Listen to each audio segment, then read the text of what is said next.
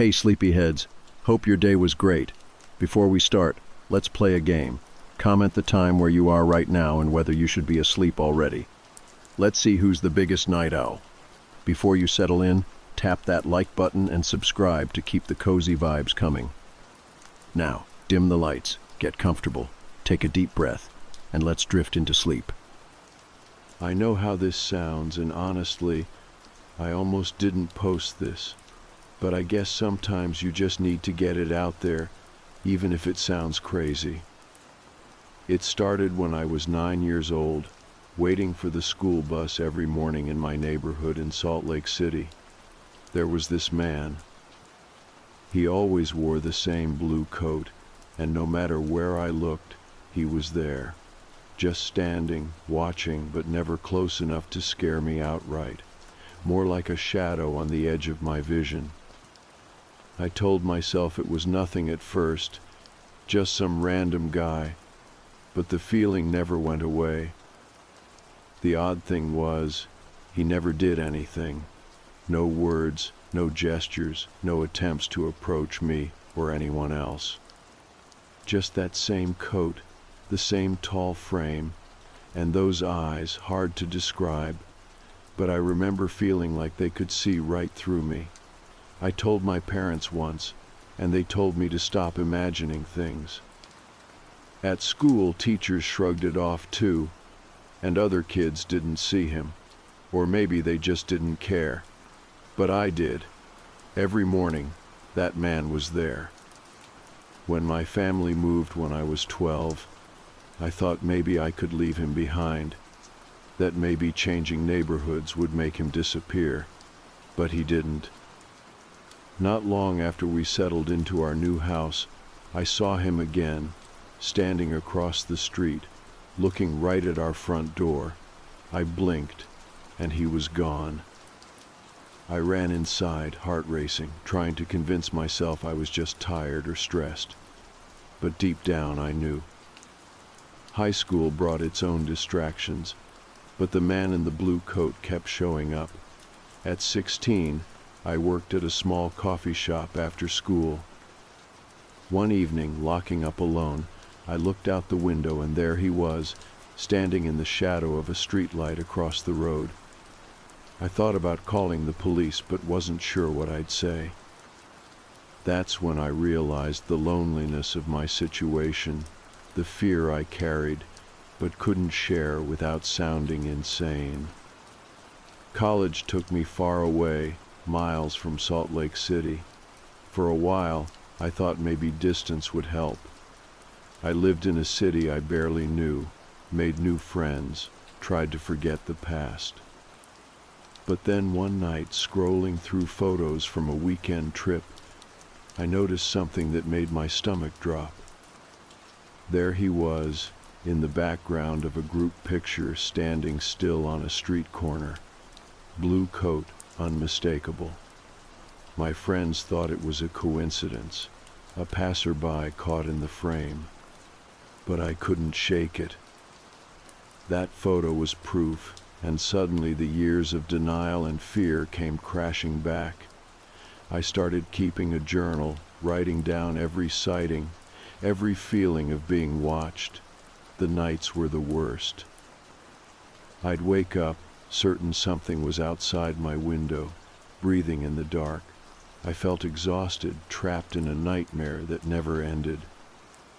When I met my husband, I hoped the fear would fade.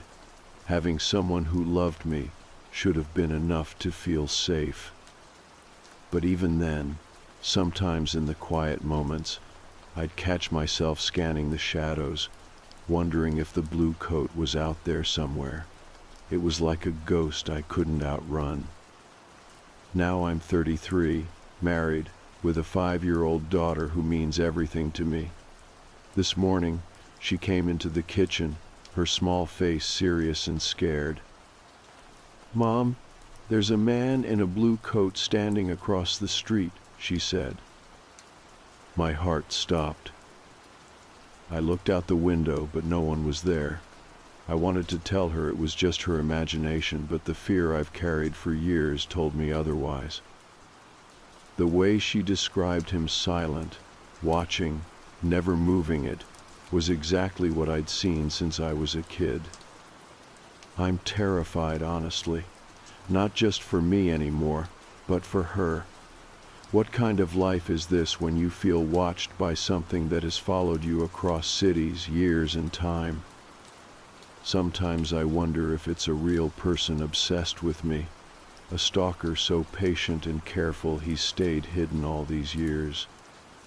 Or maybe it's a curse, something passed down through my family, a shadow repeating itself in my life and now my daughter's. Or maybe my mind has twisted memories and fears into something darker than reality. I don't know the answer. I only know I can't ignore it anymore. For the past 24 years, this blue coat has been a silent presence, always just out of reach, but impossible to forget. And now it's part of my daughter's world, too.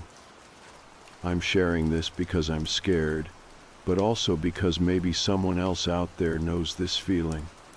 Maybe someone else has felt watched or followed by something that won't let go. I don't have answers yet. I just want to be heard. After my daughter told me about the man in the blue coat standing across the street, I couldn't shake the feeling that this wasn't just something from my past. It had crossed over into my present, into my family's life. For years, I'd tried to ignore it or explain it away as paranoia or imagination, but hearing it come from her scared me in a way nothing else had. It was like a slow, creeping cold that settled deep in my chest. That day, I kept looking out the windows, trying to catch a glimpse of him, but the street was empty. Just normal sounds of neighbors, cars passing, and birds chirping. Still, I couldn't convince myself the blue coat was gone. The silence felt unnatural, as if it were holding its breath. I wanted to tell myself it was nothing, just some guy in a blue jacket who happened to be outside, but I knew better. That coat was a symbol of fear, a constant reminder of something I had tried to bury for years. I wanted to talk to my husband about it, to make him understand the weight I was carrying. When I finally did, his reaction was quiet. He didn't dismiss me, which I appreciated, but he didn't have answers either. He said maybe it was a coincidence, someone wearing a blue coat in our neighborhood. That maybe I was seeing patterns where none existed. Part of me wanted to believe him. I wanted to believe that maybe I was just tired or stressed from work and parenting. But then I remembered all the times I'd seen that same coat, in different cities and years apart, how it followed me quietly, never threatening but always there. It felt impossible to ignore. That night, lying awake in bed, I couldn't stop thinking about how long this had been going on. Years of fear, worry, and watching over my shoulder. I felt tired, worn down by the constant vigilance. The darkness in the room pressed in around me as memories flashed through my mind, seeing that tall figure in the distance, feeling his gaze like a weight on my back. I started keeping a small notebook by my bed, jotting down every sighting, every feeling. Sometimes I caught glimpses of something blue out of the corner of my eye when I was walking home. Other times I heard the soft shuffle of footsteps that stopped when I turned around. It was like a ghost that refused to rest. The next day, I showed my husband the photos I had taken. Over the years, the blurry shadows in the background, the faint shape in the corner, wearing that unmistakable blue coat. He looked at them with a mix of concern and skepticism.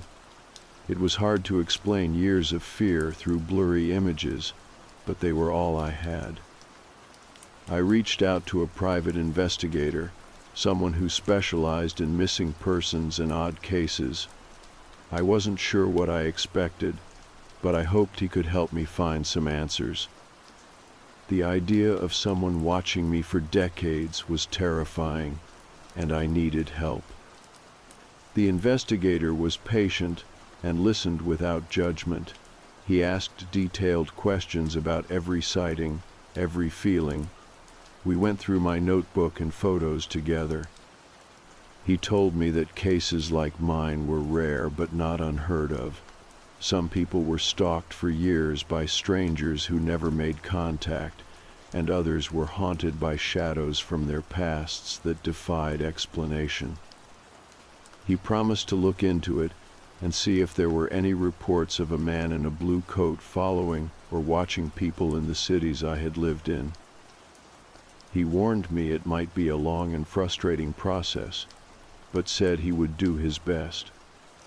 While waiting for updates, I tried to focus on my family, but my daughter's words and the memories of the blue coat kept pulling me back. She was so young, and I hated that she was scared. One evening, she asked me if the man in the blue coat was a ghost. I didn't have an answer. I told her I would protect her, and that no one would hurt her. The fear was no longer just mine, it was ours. One night, I left the cameras on around the house, hoping to catch something. The footage was mostly normal trees swaying in the wind, cars passing by. Then, around midnight, a figure appeared near the edge of the yard. It was tall, still, and unmistakably wearing a blue coat. The image was grainy, but it was enough to confirm what I already feared. Watching the footage made my stomach turn. I had proof, but what good was proof if no one would believe me? I debated calling the police, but worried about being dismissed or worse, laughed at. The investigator suggested contacting local authorities with the footage, but he also warned me that without more evidence or a direct threat, they might not act. The system wasn't always designed to handle something like this, a silent watcher who didn't speak, didn't follow directly, but never left. I started taking self-defense classes, not because I expected to face the man, but because I wanted to feel stronger. It helped to have something to control, something tangible I could do to protect myself and my daughter. Days turned into weeks, and the investigator found some leads.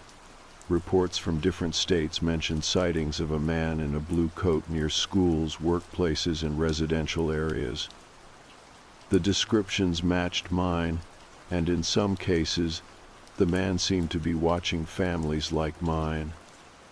Some of the people who reported him tried to confront him or move away, but the sightings continued. It was like he was a ghost, a shadow bound to follow certain people, or maybe even certain bloodlines. I thought about my own family history and asked my parents if anyone in our family had ever felt watched or had strange experiences. They hesitated, then shared vague stories of unexplained fears and events no one talked about. My grandmother told me about a figure she sometimes saw near their old home, someone who never spoke, but always seemed to be watching. It made me wonder if this blue coat was tied to something deeper, something passed down through generations like a curse or a legacy. All this was overwhelming, but I refused to let it control me. I kept talking openly with my husband and close friends, sharing my fears and the history I was uncovering. Not everyone understood, but it helped me feel less alone. My daughter's drawings of the man in the blue coat started to change. Sometimes he looked sad or lonely, not just frightening. She said he was waiting for something but didn't know how to ask. Her words gave me pause. Maybe this wasn't just a stalker or a threat. Maybe there was something more, a story that needed to be told or a pain that needed to be healed. I didn't know what would come next, but I knew I had to keep going. For her, for myself, and for anyone else who ever felt like they were being watched without reason. Because sometimes the hardest thing is not the fear itself, but finding the courage to face it head on. The private investigator called me one afternoon with news I hadn't quite expected. He said he had located a man who might have some answers. The man lived in a small town not too far from where I grew up, and apparently he had been connected to multiple sightings of the figure in the blue coat. The investigator warned me that this man was reclusive and difficult to approach, but agreed to set up a meeting for us. Part of me was terrified, and part of me felt desperate for any clue that might explain the nightmare that had been my life. When the day came, I drove out to the man's house with a mix of anxiety and determination. The place was isolated, tucked behind towering pines, the kind of spot that looked forgotten by time. The man was sitting on his porch, rocking slowly in an old wooden chair, wearing a worn jacket that wasn't blue, but carried a certain faded weight. His face was lined, eyes sharp but tired, as if he carried decades of stories no one wanted to hear. He didn't greet me with warmth. Instead, he simply nodded and said, "You're the one who's been followed." I nodded back, words caught in my throat. "Yes, for as long as I can remember, and now my daughter sees him too." He studied me for a long moment before motioning for me to sit on a bench nearby. The silence stretched between us, thick and heavy with unspoken things. Finally, he began to speak, his voice low and deliberate. "This figure," he said, "has been appearing for generations. Not just you or your daughter, but many before you. It is neither fully alive nor dead. It is a watcher, bound to the bloodline of those who carry an old debt." I felt a chill settle over me, the kind of cold that has nothing to do with weather. "A debt?" I asked, barely daring to breathe. He nodded. "A wrong committed long ago, something left undone. This watcher follows, not to harm, but to remind. Some see it as a curse, others a warning." I tried to process the idea. Could this blue coat really be tied to something my family had done generations ago? The thought was overwhelming, but it made a strange kind of sense. It explained why the figure had appeared everywhere I had lived, why it watched but never spoke. The man on the porch went on to explain that the watcher did not communicate in words, but in presence. It was an echo of history, a living reminder that some things cannot be forgotten.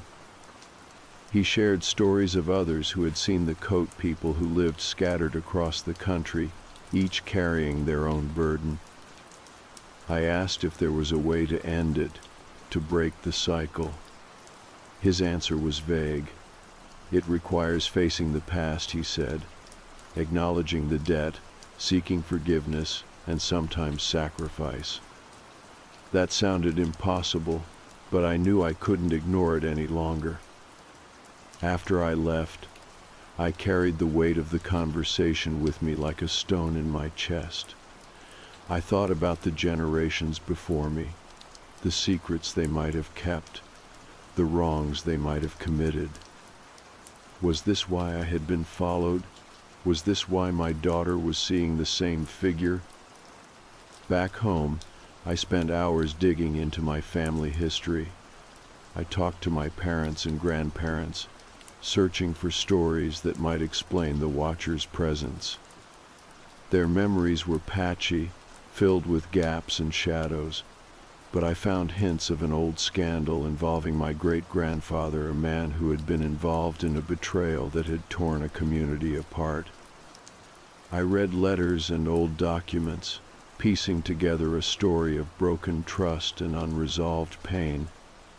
It seemed like a wound left open, something that might have echoed through the years to reach me. All the while, my daughter's drawings became more detailed. She added faces to the blue coat, sometimes sad, sometimes kind. She said the man was watching over us, waiting for the right moment to rest. Her words were both comforting and heartbreaking. The private investigator continued his work, following leads, checking archives, and talking to people who had reported sightings.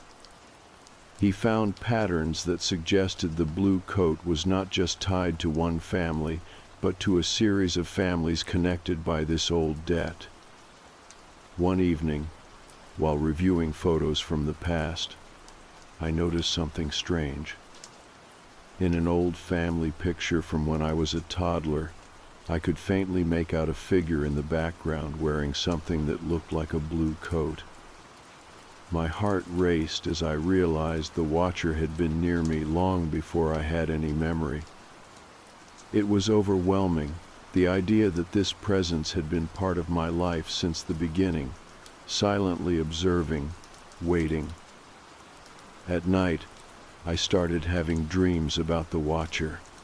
In them, the blue coat was less threatening, more like a guardian lost in time. It showed me flashes of the past people, places, moments tied to the family debt.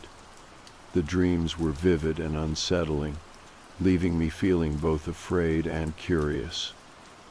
I shared the dreams with my daughter, who said she had them too. We talked about the watcher as if it were a real part of our lives, something we had to understand rather than fear.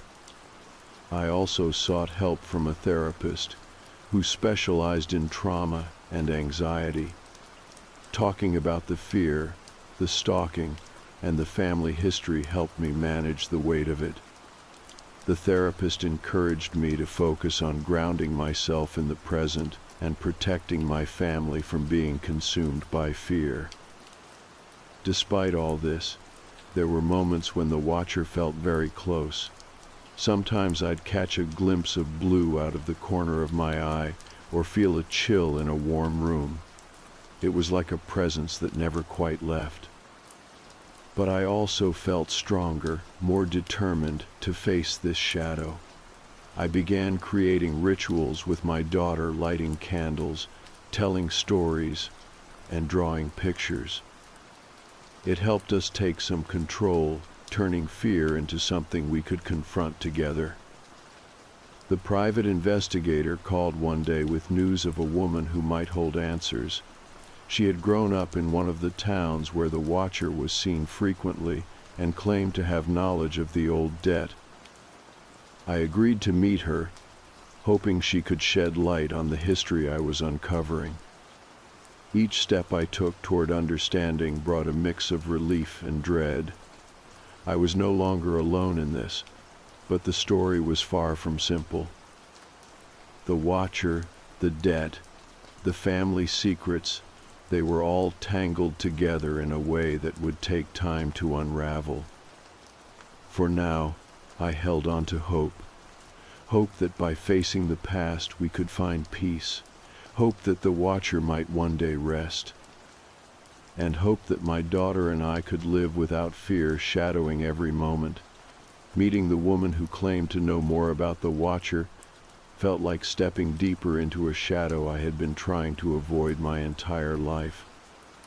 She was older, maybe in her late 60s, with sharp eyes that seemed to look right through me. We met at a quiet cafe in a small town not far from where she grew up. Her hands trembled slightly as she spoke, but her voice was steady. She told me stories passed down through her family whispers of a blue coat that followed certain families, a presence tied to a wrong committed long ago. The details were murky, like fragments of a broken mirror, but the core was clear. This watcher was bound to a debt unpaid, appearing to remind those connected to it that the past was not done with them. She mentioned a curse, but not in the way I imagined. It was less about punishment and more about unfinished business. She said that the Watcher was a kind of guardian, forced to roam until the debt was acknowledged and balanced. The blue coat was a symbol of sorrow and regret, not malice. Listening to her made me realize how much I had been alone in carrying this burden. This wasn't just my story. It was something shared by others across generations and places. The idea was comforting in a strange way, like I was part of a long thread connecting past and present. She gave me an old journal, worn and fragile, filled with notes and letters from her ancestors. The writing spoke of promises broken, secrets kept, and a hope that someday the debt would be settled. It felt like a map, a guide through a maze of pain and memory. Back at home, I spent hours reading the journal. Each page revealed new pieces of a puzzle I had only glimpsed before. The debt was tied to betrayal within families, acts of selfishness that had ripple effects far beyond their time. It was a story of people caught in cycles of hurt and regret, with the Watcher serving as a reminder that some things could not be forgotten. My daughter listened to parts of the story with wide eyes. She still saw the blue coat sometimes, but now she spoke of him with less fear and more curiosity. She asked questions I didn't always have answers for, but I told her I was learning too. The private investigator brought more news. He had uncovered a record of a man in a blue coat who had lived decades ago, a figure tied to the original wrong that started the debt.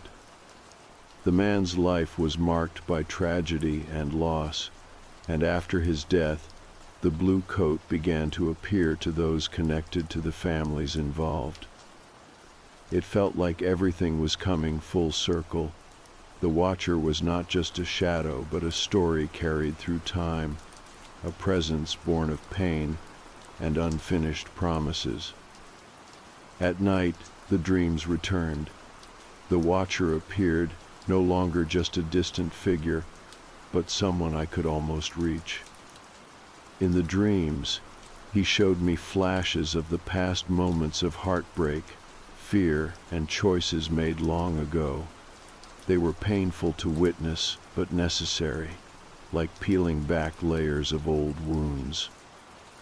I started sharing the story with close friends and family. It was hard to talk about something so strange and personal, but I needed support. Some listened with sympathy, others with disbelief, but I no longer felt the need to hide it. One night, my daughter and I lit candles and told stories of the blue coat. We spoke of hope and forgiveness, of breaking cycles and healing wounds. It was a small ritual, but it gave us both comfort. The Watcher's presence remained, but it felt less threatening, more like a part of our lives that needed acknowledgement, rather than fear. I began to see changes in myself too. The constant anxiety softened, replaced by a cautious peace. I was learning to live with the Watcher, not just run from it. The woman's journal and the investigator's findings gave me a path forward. It would not be easy. Facing the past meant confronting family secrets, long-held pain, and fears I had buried deep. But it was necessary if I wanted to protect my daughter and find freedom. I started reaching out to relatives, asking questions about our family history. Some were reluctant to talk, others were curious, and shared stories I had never heard. It was like opening a door to a room I had been afraid to enter. Through these conversations, I discovered moments of kindness and courage that balanced the darker parts of our history. It gave me hope that the debt could be repaid, that the Watcher could finally rest. Despite this progress, there were still moments of fear. Sometimes when I was alone, I felt the weight of those watching eyes. Shadows moved at the edge of my vision, and the chill of the blue coat lingered in the air. I knew the watcher was patient. It could wait for as long as it needed, and so could I. I promised myself I would keep moving forward, no matter how hard it got, for my daughter, for my family, and for the hope of breaking free. One evening, as we sat together after telling stories, my daughter looked up at me with a small smile and said, "Maybe he just wants to be friends." Her innocence was a reminder that fear could be transformed into understanding. The watcher was still here, but maybe, just maybe, so was the chance for peace. After our talks and the rituals, I thought maybe things would calm down. Maybe the watcher would ease off, or at least fade into the background. But life has a way of reminding you that some things aren't so easily escaped. One late afternoon, while I was picking my daughter up from school, I noticed him again, the man in the blue coat, standing at the edge of the playground, just watching, not moving, not approaching, just observing like he always had. My stomach twisted into knots. I wanted to pull my daughter close, to tell her not to look, but she was calm, almost curious. I felt a strange mix of protectiveness and resignation. This figure had been part of our lives for so long, part menace, part mystery, that I wasn't sure how to face it anymore. That night, I told my husband about the sighting. We talked long into the early morning, trying to piece together what this presence meant and what we could do. He reminded me that while fear is powerful, knowledge and action are stronger. We agreed that ignoring it wasn't an option anymore. The next day, I called the private investigator. I needed answers, or at least guidance. The investigator suggested looking into the original source of the debt more deeply.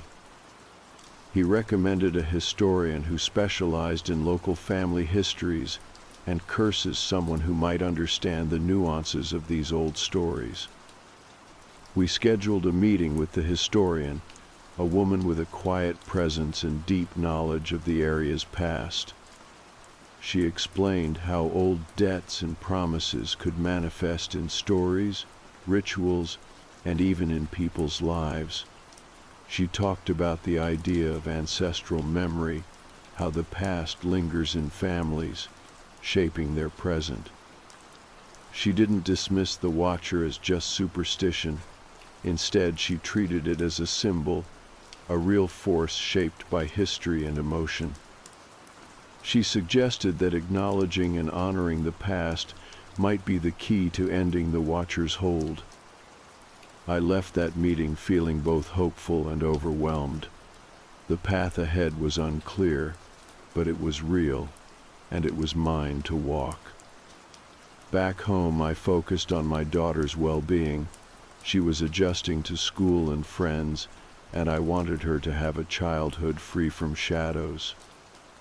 But the blue coat still appeared, sometimes in her drawings, sometimes in her stories.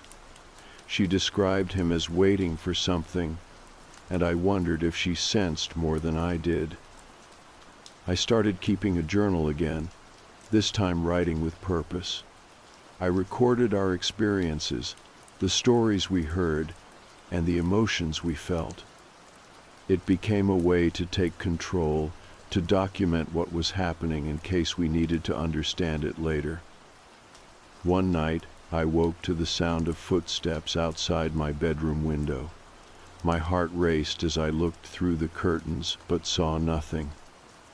Then, out of the corner of my eye, I caught a glimpse of blue, a flicker of the coat disappearing behind a tree. I realized that no matter how much I learned, the watcher was patient. It waited, it observed, and it did not leave easily. The following weeks were a mix of normal family life and moments of unease. I balanced making breakfast, helping with homework, and working, all while feeling the weight of unseen eyes. It was exhausting but also grounding. I refused to let fear control me. One afternoon, while organizing old family photos, I found a picture I had never seen before. It was a group shot from decades ago, with my great-grandfather at the center. Behind him, faint but unmistakable, was the figure in the blue coat, the same tall, silent watcher who had haunted my life. It was proof that this presence had been intertwined with my family long before I was born. That realization was both terrifying and oddly comforting. It connected me to a story much larger than myself. I showed the photo to my daughter, and she smiled softly. "He's always been part of us," she said.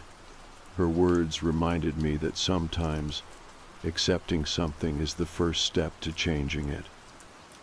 With renewed determination, I reached out to more family members, hoping to uncover forgotten stories or clues that might help. Some were hesitant, wary of stirring up old ghosts. Others shared memories of strange feelings or sightings they had never spoken about. Piece by piece, a picture emerged of a family haunted by past mistakes and the burden of secrets. It was painful but necessary to face. One evening, the watcher appeared again, but this time my daughter saw him too. She held my hand tightly and said, "Mom, I think he's tired."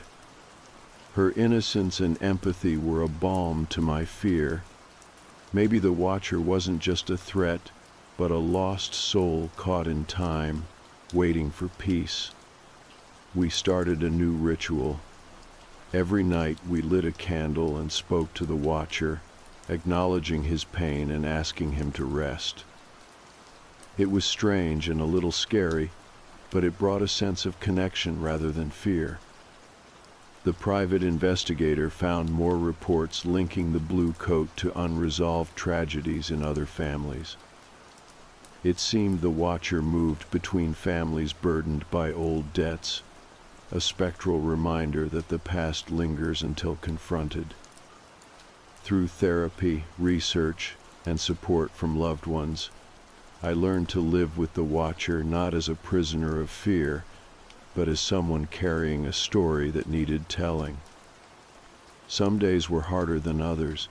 Sometimes the shadows felt thick and the presence heavy, but in those moments, I reminded myself of the hope I held for my daughter, a future where she could grow without fear.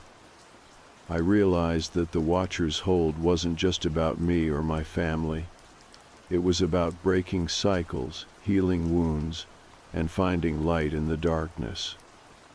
As the days passed, the blue coat's appearances became less frequent, less urgent. The weight on my chest lightened. It felt like we were moving towards something, maybe not an end, but a new beginning. One night, as I tucked my daughter into bed, she whispered, "I think he's saying goodbye." Her words filled me with a bittersweet hope. Maybe after all these years, the watcher was finally ready to rest. The weeks after my daughter's words felt different. It was like a slow, subtle shift in the air, a quiet easing of the tension that had clung to us for so long. I kept seeing glimpses of the blue coat less often, and the heaviness in my chest started to lift. But I also knew that this wasn't just about a figure in a coat disappearing overnight.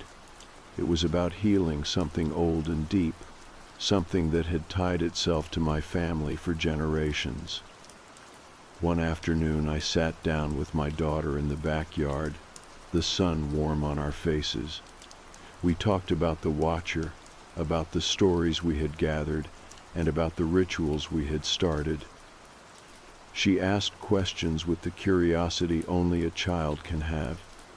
"Do you think he's finally happy?" she said, twisting a blade of grass between her fingers. I smiled softly and said, "Maybe he is. Or maybe he's just ready to rest now." That night, I lit the candles we always kept by the window. My daughter held my hand as we spoke quietly, asking for peace, for forgiveness, for the chance to move forward. It was a simple act, but it felt powerful, a way to close the chapter on years of fear and uncertainty. The next morning, I woke to an unusual quiet. The usual sounds of the neighborhood were there, but something felt lighter. I looked out the window and didn't see the familiar silhouette of the blue coat waiting across the street. For the first time in decades, it was gone. I felt a strange mix of relief and sorrow. The watcher had been a constant, a shadow tied to the past, but it was also a reminder that the past never really leaves us until we face it. Over the following months, life began to settle into a new rhythm. The nights were quieter, my daughter laughed more freely, and I could finally breathe without that weight pressing down. The blue coat was no longer part of our daily lives. I continued to explore my family's history, piecing together the stories that had once been hidden. I reached out to relatives, wrote down what I learned, and shared the lessons we had all carried for too long. It was a way to honor the past and make sure it did not control the future. The private investigator remained in touch, telling me about other families with similar stories, other watchers tied to debts and memories. It was comforting to know we were not alone, that healing was possible even when the past seemed too dark to face. One day, while walking with my daughter through a nearby park, she stopped and pointed to a figure in the distance. It was a man in a blue jacket, but this time there was no fear in her eyes. Instead, she smiled and waved. I followed her gaze and realized that the man was simply another person enjoying the afternoon, unaware of the story his coat might carry. I squeezed my daughter's hand and felt a surge of gratitude. We had moved beyond the shadow, beyond the watcher, into something new. I think the most important thing I learned through all this was about the power of facing fear together. My daughter and I had shared something that could have broken us, but instead, it brought us closer. We learned that some things from the past will follow us, but they do not have to define us.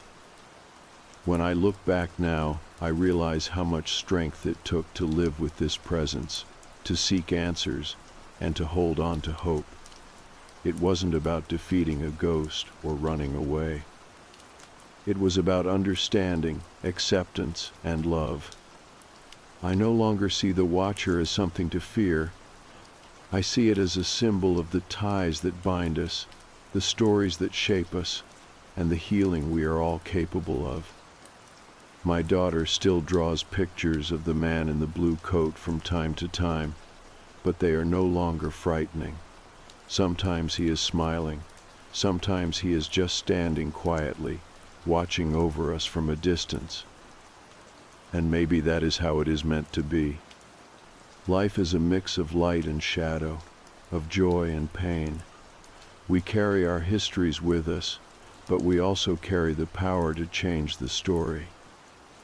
So now, when I see a figure in a blue coat from across the street, or in the background of a photo, I do not freeze or panic. I remember what we have learned.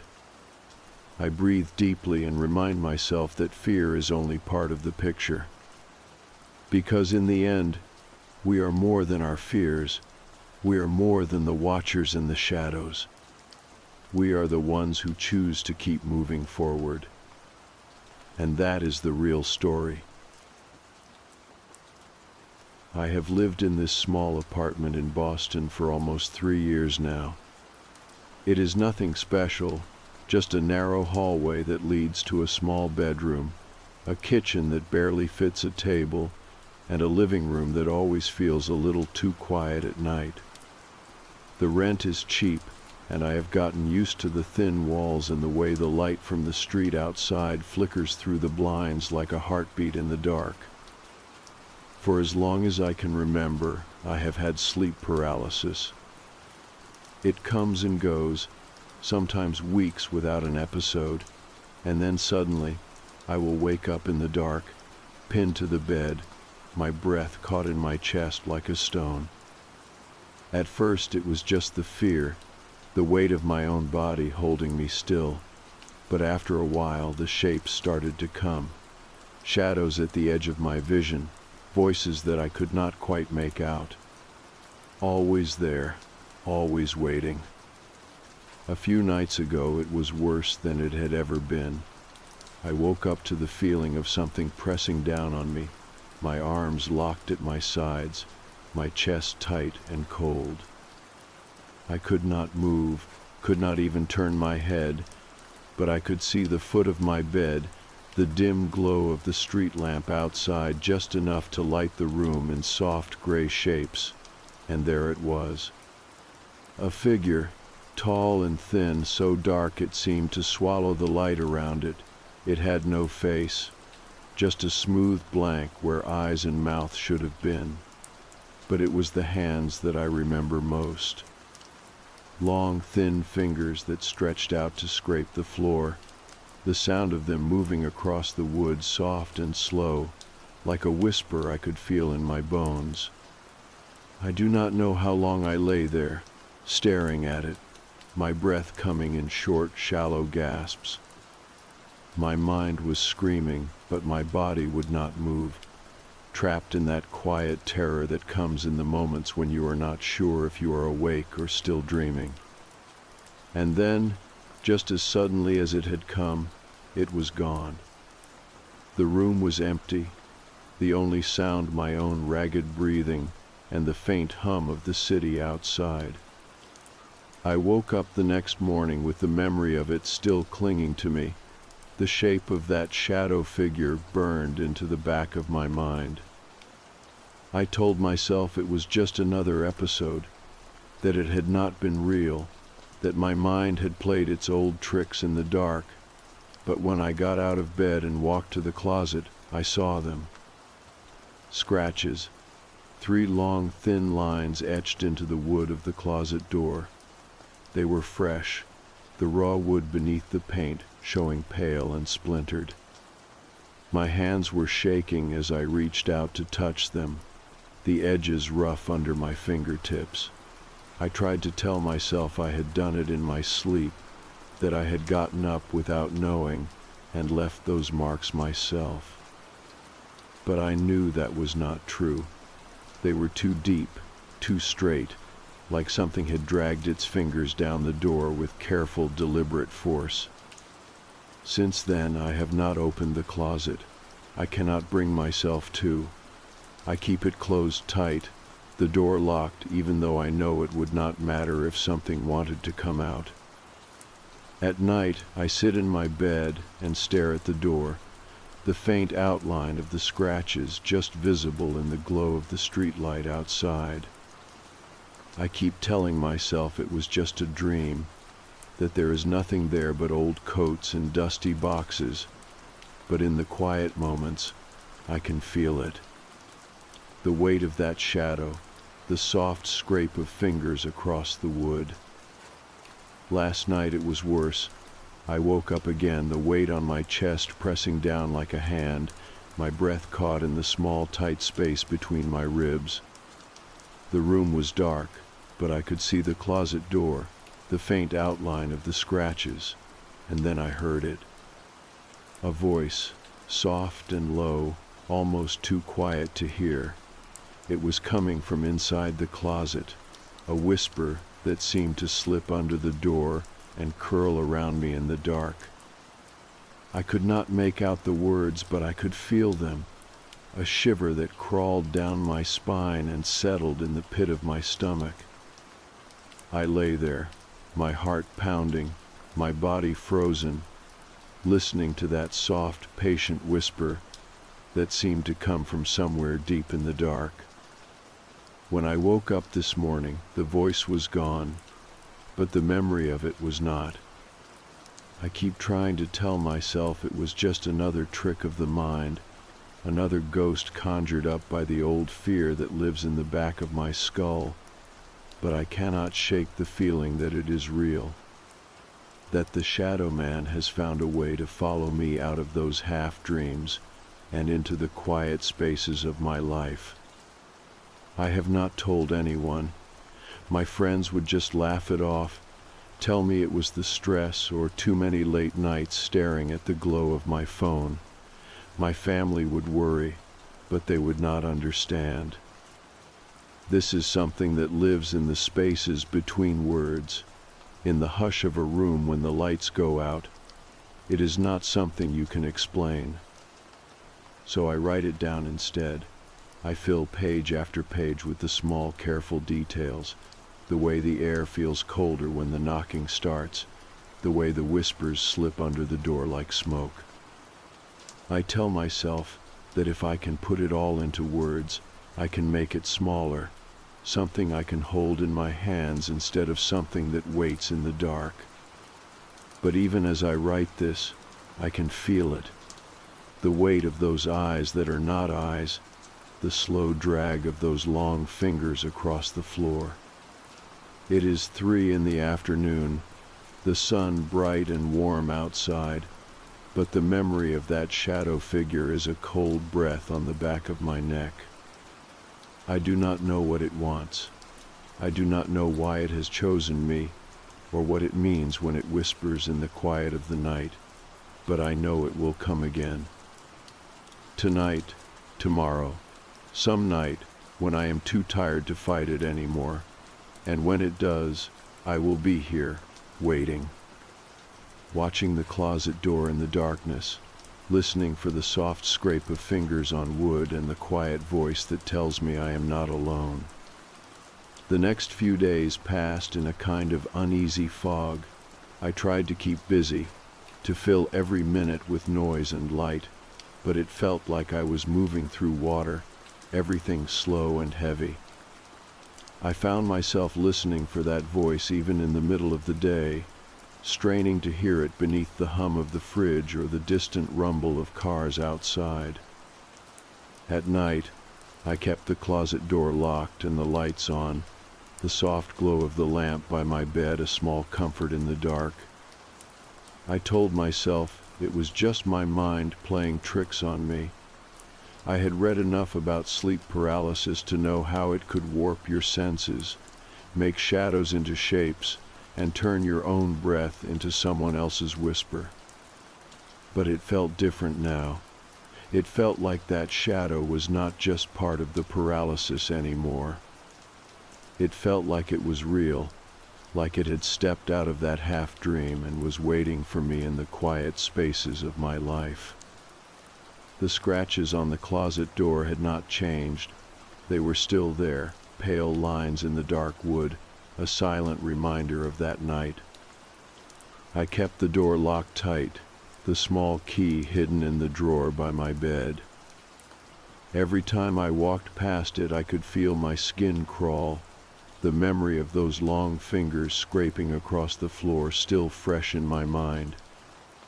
One night, I tried to sleep in the living room, thinking that maybe if I put some distance between myself and the closet, I could find a few hours of peace. I curled up on the couch with a blanket pulled tight around me, the soft hum of the television in the background. But even then, I could not escape it. I kept thinking about the way the figure had stood at the foot of my bed, the way it had watched me with that blank face and those long, reaching hands. I must have drifted off at some point, because I woke up to the soft sound of something moving in the hallway. My heart jumped in my chest, my breath catching as I strained to hear. It was a slow, deliberate shuffle, like bare feet moving across the old wood floor.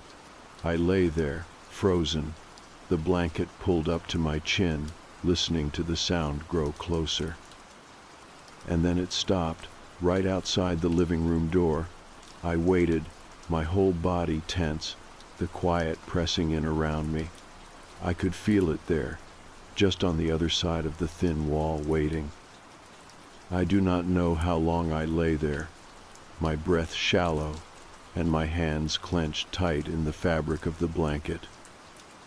But finally, the footsteps moved away, fading back down the hall until there was nothing but the soft hum of the television again. I did not sleep for the rest of the night. I sat there on the couch, my eyes fixed on the dark doorway, every creak of the old house like a breath in the quiet. When the sun finally came up, I felt like I had been holding my breath for hours. The next morning I thought about calling someone, a friend, my brother, anyone who could come sit with me in the bright light of the day and help me feel like the world was still real and solid. But every time I picked up the phone, the words felt too heavy to say. I was afraid of how they would sound out loud, afraid that speaking them would make them real in a way I was not ready to face. Instead, I spent the day cleaning again, scrubbing the kitchen until my hands were raw and the smell of bleach clung to my skin. I opened all the windows, letting the cold air wash through the apartment like a promise, but even then I could feel it. The weight of that shadow waiting in the quiet spaces, the soft breath of something just out of sight. That night, I did not try to sleep on the couch. I went back to my bedroom, the familiar creak of the floor beneath my feet both a comfort and a warning. I locked the closet door tight and sat on the edge of the bed, the soft glow of the lamp painting the walls in gentle gold. I told myself I would not look at the closet, that I would keep my eyes on the light and let the night pass me by. But when the clock crept past midnight, I found myself staring at that door, the faint outline of the scratches just visible in the soft light. I do not remember falling asleep, but I woke up in the dark, the room cold and still. My body would not move, my chest tight, and my breath caught in my throat. I could feel the weight of the air around me, thick and heavy, pressing down like a hand. My eyes were open, and I could see the closet door, the pale lines of the scratches sharp in the faint light from the street outside. And then I heard it, the whisper, soft and low like a breath against the wood, curling around the edges of the door and slipping into the room. It was not words exactly, more like a sound that wanted to be words, a promise or a threat I could almost understand. My heart was pounding in my chest, the sound of it loud in the quiet, but I could not move. I could only listen. I do not know how long it lasted. It felt like forever, that soft, patient whisper winding through the room like smoke.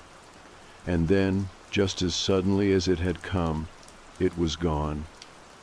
The weight lifted from my chest, and I could breathe again, the sharp, cold air filling my lungs like ice. I lay there for a long time, my body shaking, my mind trying to make sense of what I had heard. When I finally got up, the first light of dawn was creeping across the sky, soft and pale. I sat on the edge of the bed and looked at the closet door, the scratches still there, silent and waiting. I do not know what it wants. I do not know if it is real, or if it is just something that has always been there, waiting for the moment when I am too tired to fight it anymore. But I know that it will come again. And when it does, I will be here, listening in the dark, waiting to see what waits behind that door. The morning after I heard the whispering, I tried to pretend everything was normal. I got up and made coffee, the smell of it warm and familiar in the small kitchen. I watched the early light spill across the floor, the soft gold of it making the scratches on the closet door seem almost harmless. But no matter how bright the day was, the memory of that voice stayed with me, like a cold hand on the back of my neck that would not let go. I spent most of the day out of the apartment, wandering through the streets of Boston like I was looking for something I had lost. I walked past old brownstones and narrow alleyways, the city alive with people and noise. For a little while, it helped. The chatter of strangers, the clatter of dishes from open cafe windows, all of it a soft blur that made the night feel like a distant dream. But every time I stopped, every time the world went quiet around me, I felt that same weight in my chest, a quiet certainty that whatever lived in the shadows of my room was still there waiting. When I finally went home, the sun was setting, the sky streaked with pink and gold. I paused at the door, my hand on the cold metal knob, and took a deep breath. I told myself it was just a room, just an old closet in a cheap apartment, and that if I kept telling myself that, it would be true. But when I stepped inside, the air felt heavy, thick with something I could not see. I turned on every light in the apartment, the soft glow of the bulbs washing the walls in pale yellow. I cooked dinner, though I barely tasted it, the quiet of the evening pressing in around me. I put on music, trying to fill the silence with something other than the sound of my own heartbeat. But no matter how loud the music was, I could feel the closet at my back, the weight of it like a breath in the dark. That night, I lay in bed with the lamp still on, the soft circle of light a small comfort in the shadows. I watched the clock on the nightstand tick away the seconds, each one a quiet echo in the room. When midnight came and went, I let out a breath I had not realized I was holding. I thought, maybe this time it will not come. Maybe the light will be enough to keep it away. But when the clock crept past 3, I heard the first soft knock. It was not loud, just a gentle tap on the closet door, but it was enough to make my heart jump in my chest. I lay there, frozen, my breath caught in my throat. 3 soft knocks, steady and patient, like a question waiting for an answer. I closed my eyes and counted to 10, willing it to stop, to go away and leave me in the quiet of the light. But the knocking came again, a soft insistence that seemed to echo in the small room. I could feel it then, the shape of him on the other side of the door, tall and thin, his fingers brushing the wood with that same slow, deliberate scrape. I sat up in bed, the blanket pooled around my waist, and stared at the door. The scratches were just visible in the glow of the lamp, pale lines that caught the light and seemed to breathe with the rhythm of the night. My hands were shaking, but I did not look away. I wanted to see. I needed to see. I whispered into the quiet, my voice barely more than a breath. "What do you want?" There was no answer, just the soft hush of the city outside and the quiet tick of the clock on the wall.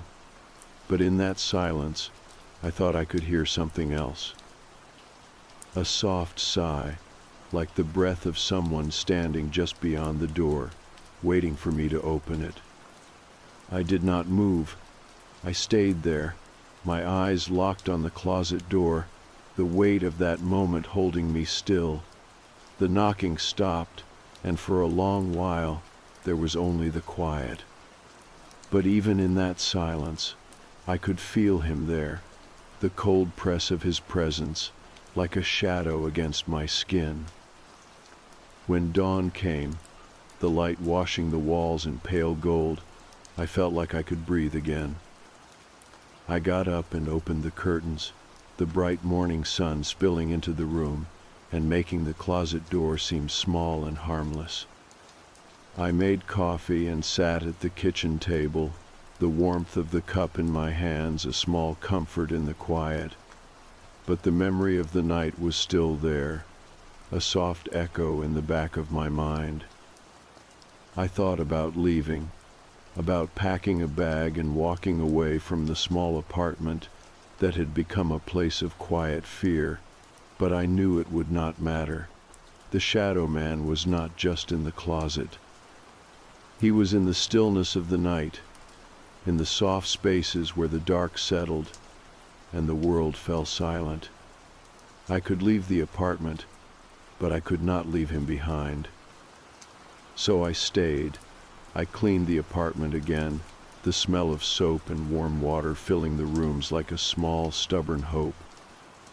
I opened the windows and let the cold air wash through, the fresh breeze a gentle push against the weight that had settled in my chest. I told myself I could live with it, that I could make a place for the fear and learn to carry it without letting it drown me. But even as I said the words, I knew it was not over. I knew that when the sun set and the shadows crept back into the corners of the room, he would be there, waiting. And I knew that when the knocking came again, I would be there too, listening in the quiet, my breath held tight in the dark. The next night was the hardest yet. I spent the day in a quiet daze, trying to keep my mind on other things, anything that did not end with the quiet whisper of his breath in the dark. But every time I turned my back on the closet, I could feel it there, like the weight of a hand pressing between my shoulder blades. I kept the windows open all day, the cold air a small comfort that I let fill every corner of the apartment. I hoped that maybe if I filled the space with the scent of winter, with the bright chill of the wind, it would wash him away. But it was not enough. When the sun set, I turned on every light, the soft yellow glow of the lamps, the bright white of the kitchen bulb, even the small nightlight in the bathroom. I let them all burn as bright as they could, filling the apartment with a warmth I did not feel inside. I made tea and held the mug close to my chest, the steam curling into the cool air as I watched the light flicker against the scratches in the closet door. I told myself over and over that it was just sleep paralysis, that he was not real, that the night could not hold anything that was not already inside my own head. But the words felt hollow, like a prayer I had said so many times that it no longer meant anything at all. When midnight came, I sat on the edge of my bed, my feet pressed to the cold floor, my eyes on the closet door. I waited, the slow tick of the clock on the wall counting out the seconds in the quiet. I thought about all the nights I had spent listening to that soft knock, the way it had become a part of the rhythm of the dark, and I wondered what it would feel like to let it in, to open the door and see what waited for me in the shadows. At 3 a.m, the knocking came again, 3 soft raps, patient and deliberate, like the beat of a heart I could not see. My hands were shaking, but I did not look away. I stared at the door, my breath slow and shallow, the fear in my chest a slow burn that seemed to light the edges of my thoughts. I wanted to speak, to ask him what he wanted, to tell him to leave me alone, but the words would not come. My throat felt tight, my tongue heavy in my mouth, and all I could do was watch as the knocking came again, a quiet insistence that slipped under my skin like a shiver.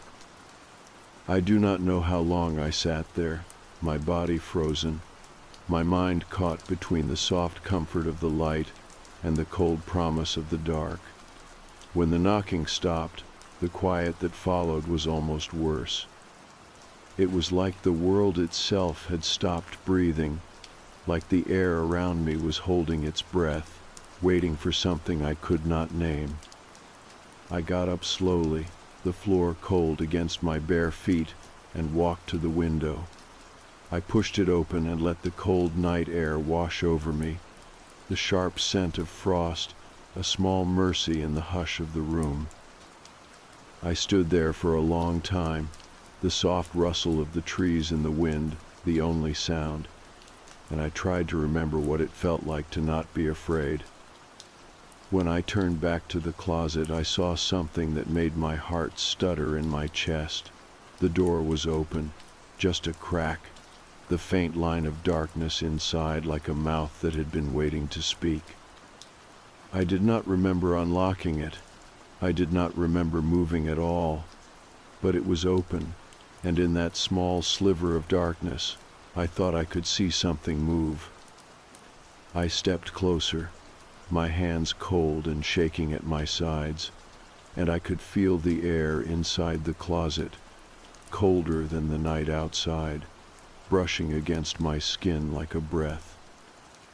I reached out, my fingers brushing the edge of the door, and for a moment I thought I could hear him breathing. A slow, patient sound that seemed to echo in the hollow space of the closet, wrapping around me like a promise. I closed the door, I locked it tight, and stepped back, my breath coming fast and shallow, the quiet of the room pressing in around me like the dark weight of the ocean. I sat on the floor with my back against the door, the cold wood a small, solid comfort, and I told myself over and over that I was still here, still in control, still alive. When the sun finally rose, the light creeping in pale and soft through the window, I felt like I had survived something I could not name.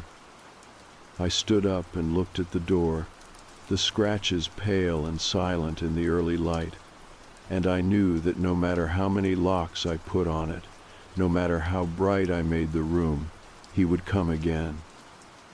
But I also knew that I was not done fighting. I would not run, would not pretend it was not real. I would face him night after night until the knocking stopped. Because this was my home, my life, and I would not let the shadow man take that away from me. So I made coffee and sat by the window, the sun warm on my face, and the quiet of the morning a soft promise in the cold. And I waited, knowing that when the night came again, so would he. But I would be ready, and I would not look away. The next night came more quickly than I wanted it to. The daylight hours passed in a blur of small tasks and quiet distractions. I tried to fill every minute with something, anything to keep my mind from drifting back to the feel of the cold wood under my fingers and the sound of that quiet breathing in the dark.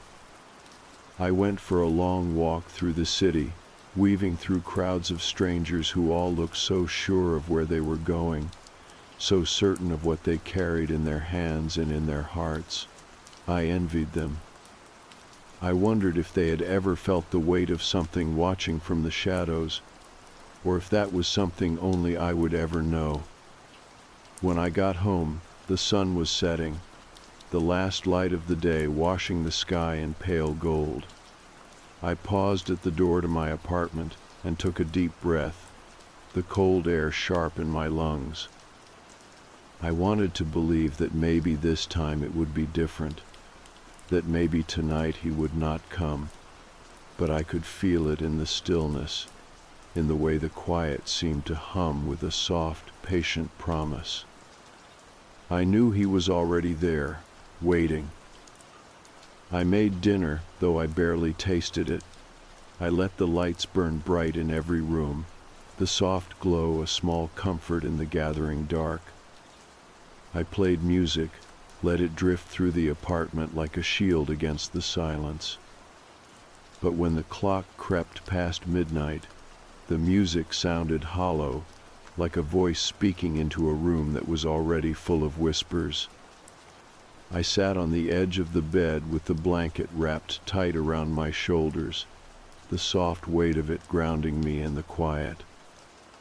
The closet door was locked, the small key heavy in my pocket, but it did not matter.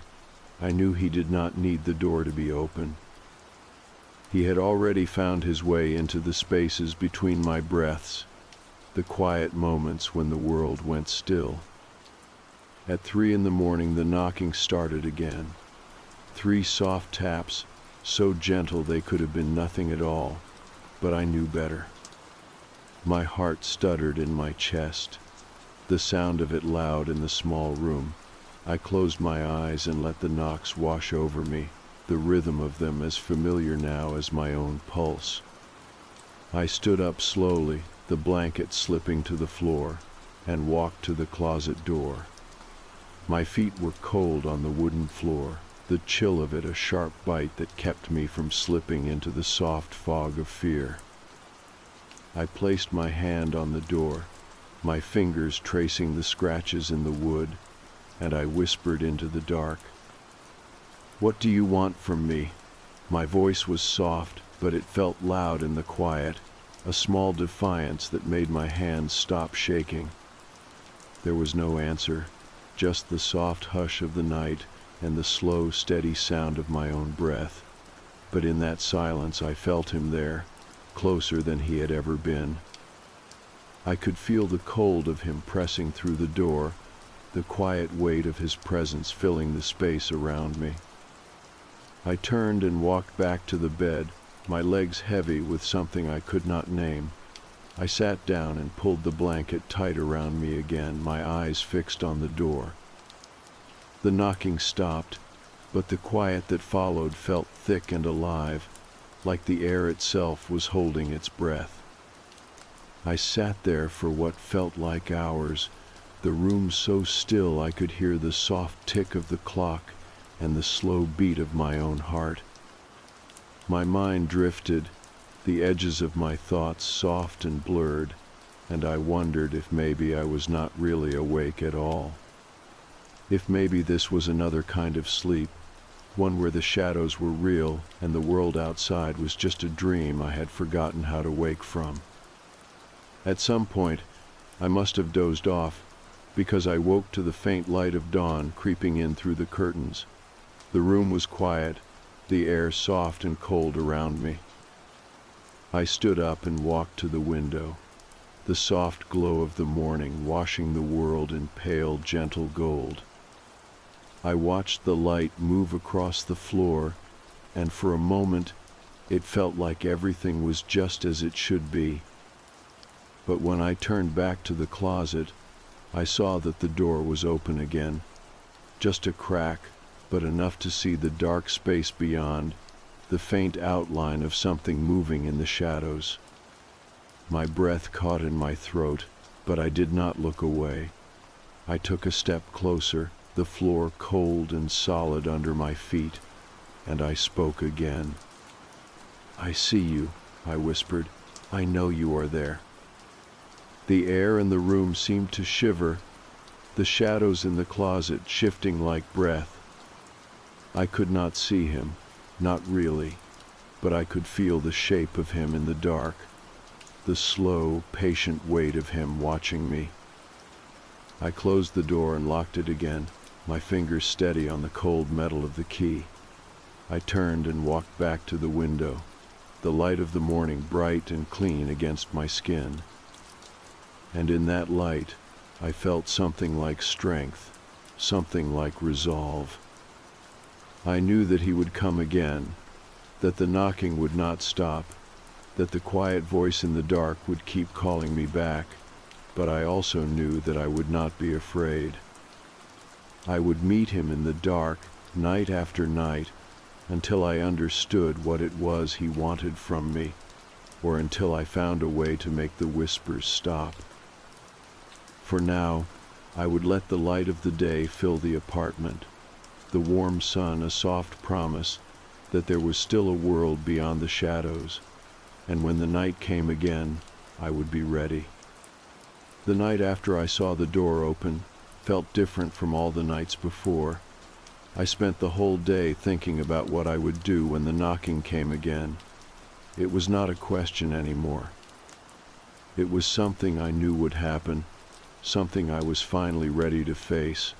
I did not know what he was or why he had chosen me, I just knew that I could not keep living in the space between fear and waiting. I had to see him. I had to hear what he had to say. I did not fill the apartment with light this time. I let the soft glow of a single lamp wash over the room, the quiet golden circle of it like a small island in the dark. I turned off the music and sat on the edge of my bed, the blanket pooled around me, my hands resting on my knees. The closet door was closed and locked, the key heavy in my pocket, but I could feel the weight of him behind it, the patient press of his breath on the other side of the wood. I watched the clock as the seconds ticked by, the slow sweep of the hand a quiet echo in the room. I thought about all the nights I had spent waiting, all the ways I had tried to keep him out. And I realized that in all that time I had never really looked. I had never let myself see the thing that waited for me in the dark. At 3 a.m, the knocking came again. 3 soft raps, each one as gentle and deliberate as a heartbeat. I stood up and walked to the door, my feet steady on the cold floor, my breath slow and sure. I placed my hand on the wood, the scratches rough under my fingertips, and I spoke in a voice that felt calm and certain. "I am here," I said softly. "I am listening." There was no answer, but the air around me seemed to shift, the quiet of the room deepening until it felt like the whole world had stopped to hear what I would do next. I turned the key in the lock, the soft click loud in the hush of the night, and I pulled the door open. Inside, the closet was dark, the shadows thick and deep, but I could see him now standing there, tall and thin, his shape almost lost in the black. He did not move, did not speak. He just watched me, the blank space where his face should have been somehow more real in the soft glow of the lamp. I felt the cold of him reach out, a quiet breath that slipped over my skin and settled in the hollow of my chest. I did not look away. I took a slow step closer, my heart steady, my breath calm. In that moment, I felt something shift, something that had been holding tight to my bones for so long, I had almost forgotten how to live without it. I realized then that it was not about fear. It was about the choice to see, to let the dark be what it was, and to stand in it without flinching. "Why are you here?" I asked, my voice a soft thread in the stillness. He did not answer, but in the quiet, I felt something pass between us, a small, silent understanding that settled in the air like dust. I knew then that he would not leave, that the shadow man was not something I could chase away with light or locks. He was a part of the quiet spaces in the night, a part of the places where the world grew thin and the dark pressed in close. But I also knew that he did not own me, that he was only as real as the fear I gave him. And in that moment, standing there in the soft glow of the lamp with the door open and the cold night air slipping in around me, I decided that I would not give him that power anymore.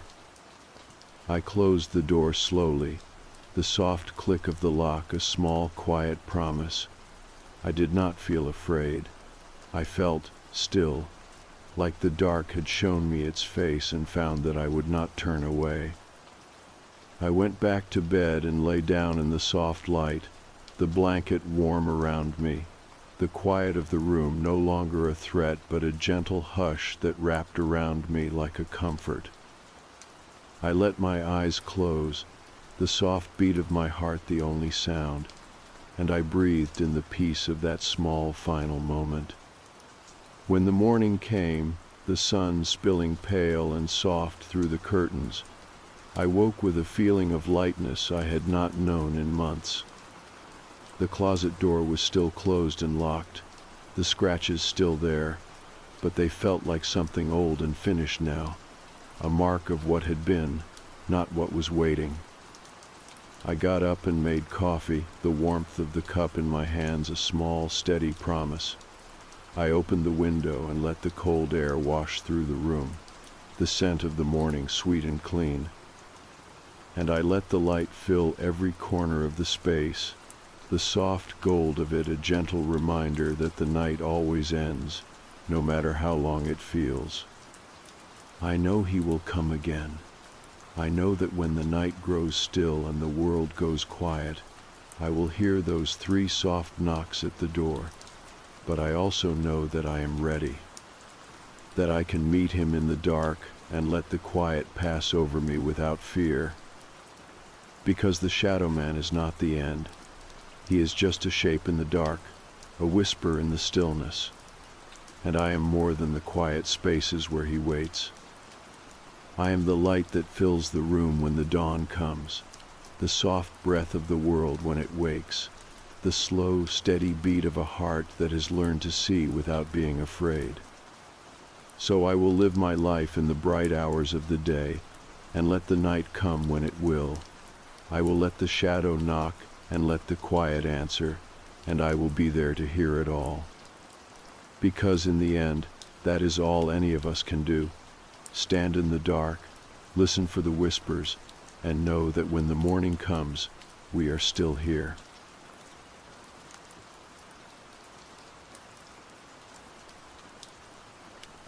I have never really talked about what happened that night, maybe because it still makes me feel like I am standing there all over again, in the cold quiet of those old walls, my breath fogging in the dim light.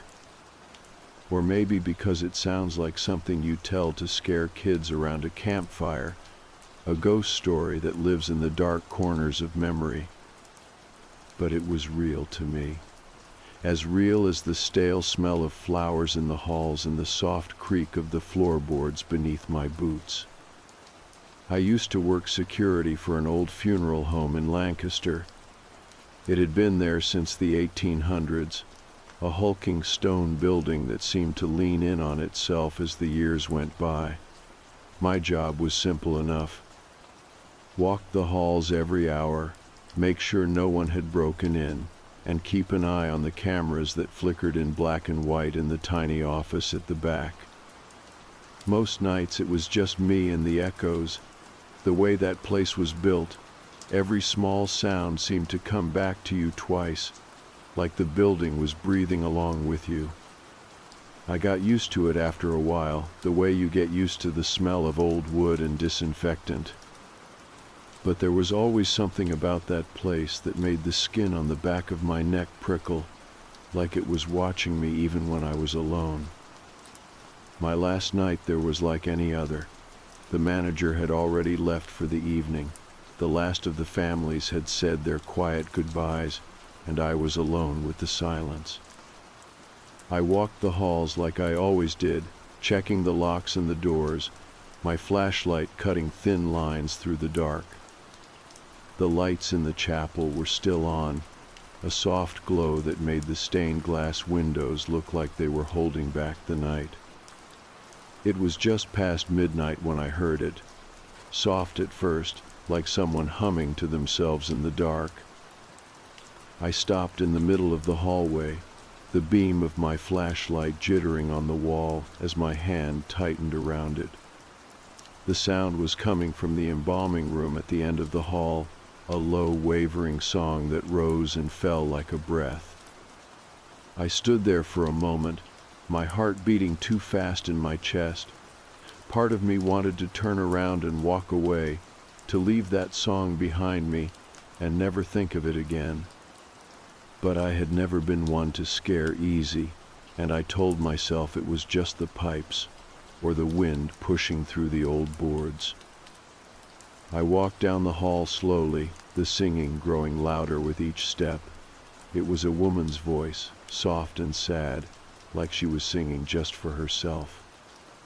The door to the embalming room was slightly ajar, a thin line of light spilling out onto the cracked tiles of the hallway. I pushed it open with the edge of my boot and stepped inside. The room was empty. The stainless steel table in the center gleamed in the light of the single bulb overhead, and the air smelled sharp and clean, like chemicals and old stone. But there was no one there. No woman, no shadow, just the cold quiet of the room. I stood there for a moment, listening to the echo of my own breath. The slab was wet, a thin sheen of water, or something like it, glistening under the light. It looked like someone had just stepped off it, the shape of a heel, the smudge of a toe still visible in the thin film of moisture.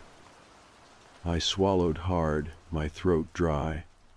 My flashlight felt heavy in my hand, the weight of it somehow not as comforting as it should have been. I backed away slowly, my boots slipping a little on the wet floor. I could still hear that singing, though I knew it was only in my head now, a ghost of a voice that seemed to cling to the air. I turned and walked out of the room, pulling the door shut behind me with a soft click that sounded much too loud in the empty hall. My reflection in the small window of the door looked pale and tired, my eyes wide and staring back at me like a stranger. I did not go back to the office right away. I walked the halls again, slower this time, my ears straining for any other sound. The whole building felt different now, like it was holding its breath. Every step echoed too loud. Every shadow seemed to watch me as I passed. When I finally sat down in the chair in front of the monitors, I could still feel the cold of that room in my bones. I stared at the black and white screens, the grainy images of empty hallways and still rooms. Nothing moved, nothing changed, but I could not shake the feeling that if I turned around I would see her there, standing in the doorway with that song still on her lips. I made it until dawn. I sat there in that small office, the flicker of the monitors the only light, and waited for the morning to come. I kept expecting to hear her voice again, but the building was silent. When the sun finally rose and the first light of day crept in through the high windows, I took off my badge and left it on the desk. I did not say goodbye. I did not lock the door behind me. I just walked out into the early morning air, the sky pale and bright, and did not look back. I never went back to that funeral home. I told myself it was just a job, just another place to leave behind. But some nights, when the world is quiet and the shadows stretch long and thin across the walls, I still hear that singing, soft and sad, like it is following me even now. And I wonder if some places keep a part of you, even after you are gone, if some voices never really stop singing, no matter how long you try to forget. After I left that morning, I tried to put it all behind me. I told myself it had been the stress of working nights, the long hours spent alone with nothing but my own thoughts and the echoes of an old building. I told myself it was just a trick of the mind, a memory of music that had clung to the air long after the last note had faded. But no matter how many times I repeated those things, I could not make myself believe them. I kept thinking about the wet slab, the way it had glistened in the dim light like someone had just been there, the way the singing had stopped the moment I stepped inside, leaving only the cold quiet of that room. It was not the kind of thing you could explain away with tiredness or shadows. It was something that had reached out of the darkness and touched me, and no matter how far I tried to run from it, I could still feel the chill of that touch on my skin. For the first few nights after, I barely slept. I would lie in bed with the covers pulled up to my chin, my eyes open and fixed on the ceiling, waiting for that soft voice to find me again in the dark. Every creak of the old pipes, every sigh of the wind against the window felt like a promise that it would.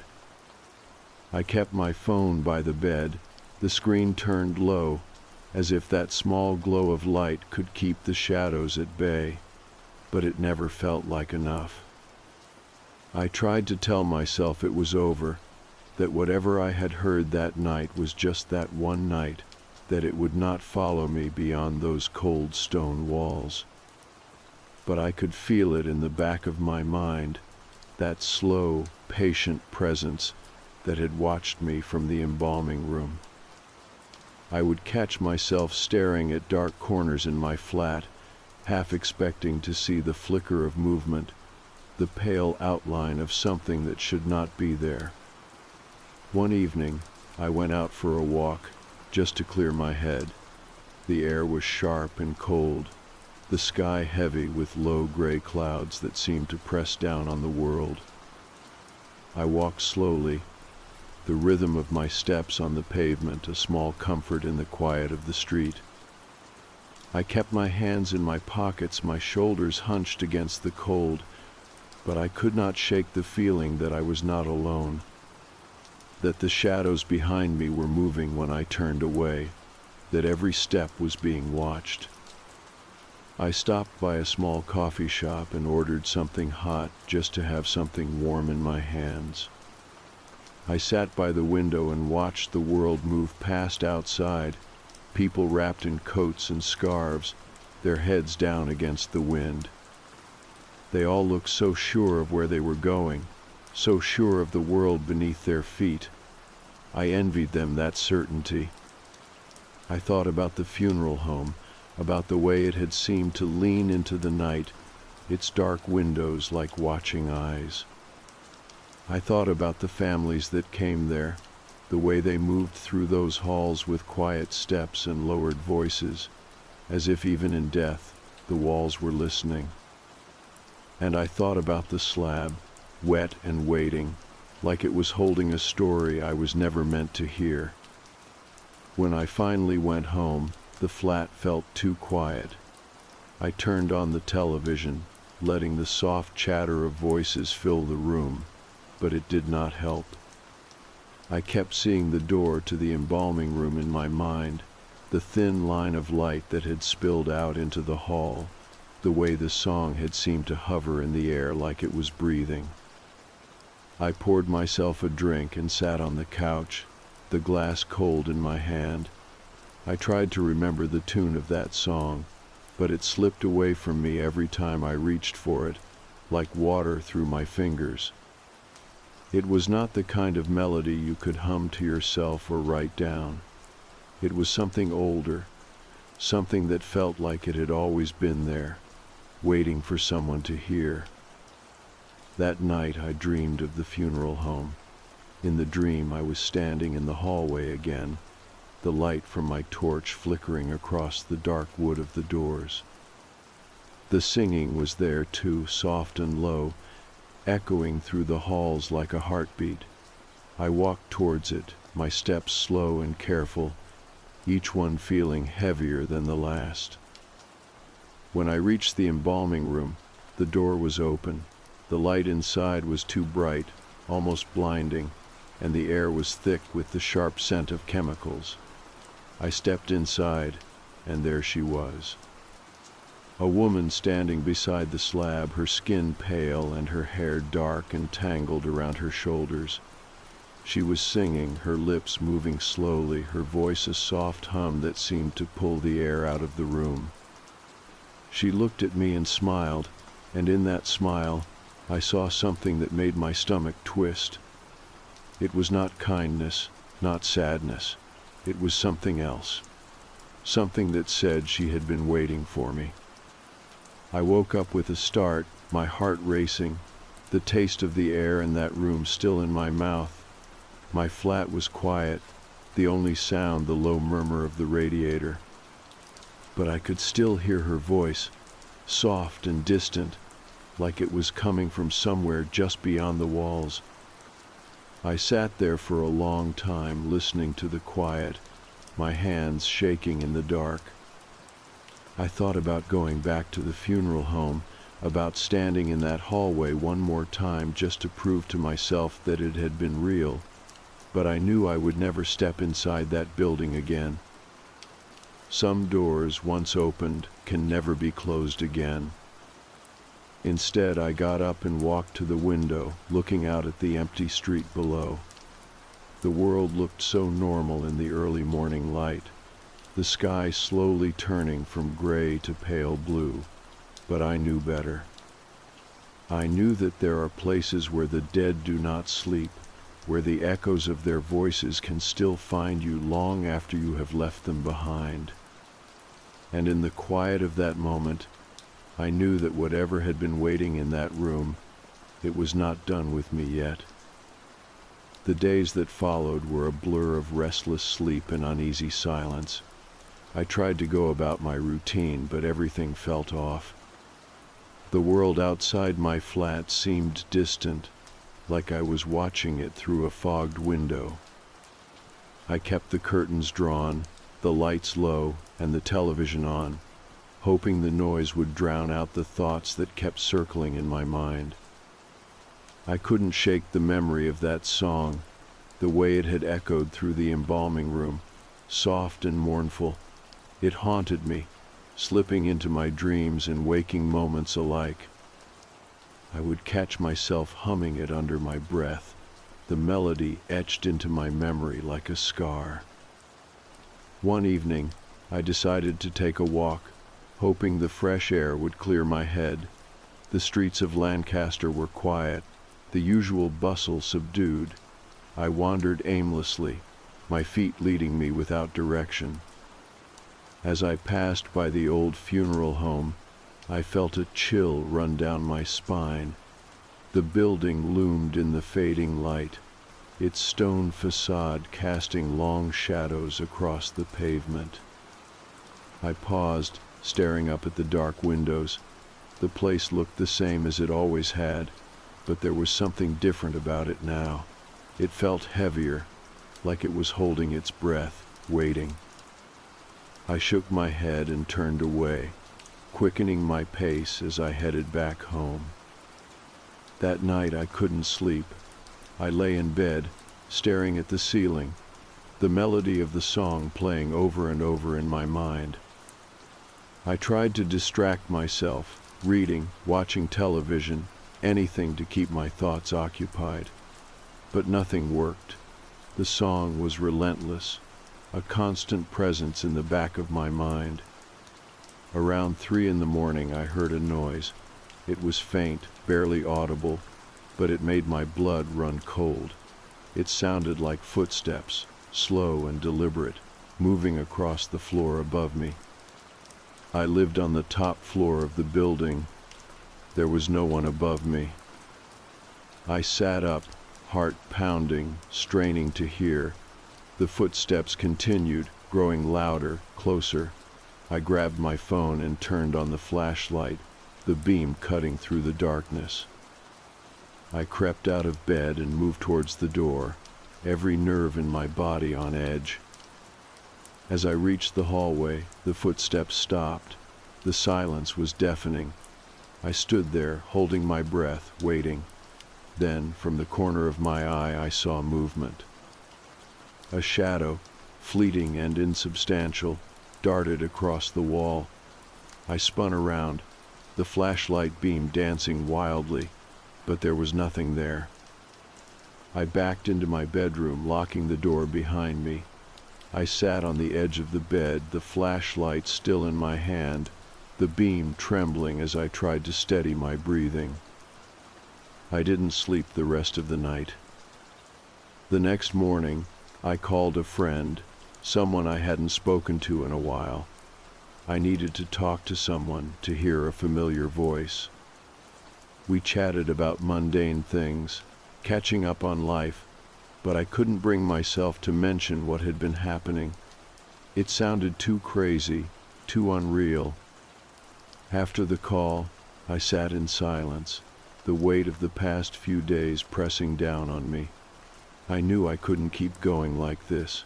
I needed answers, closure. I needed to confront whatever was haunting me.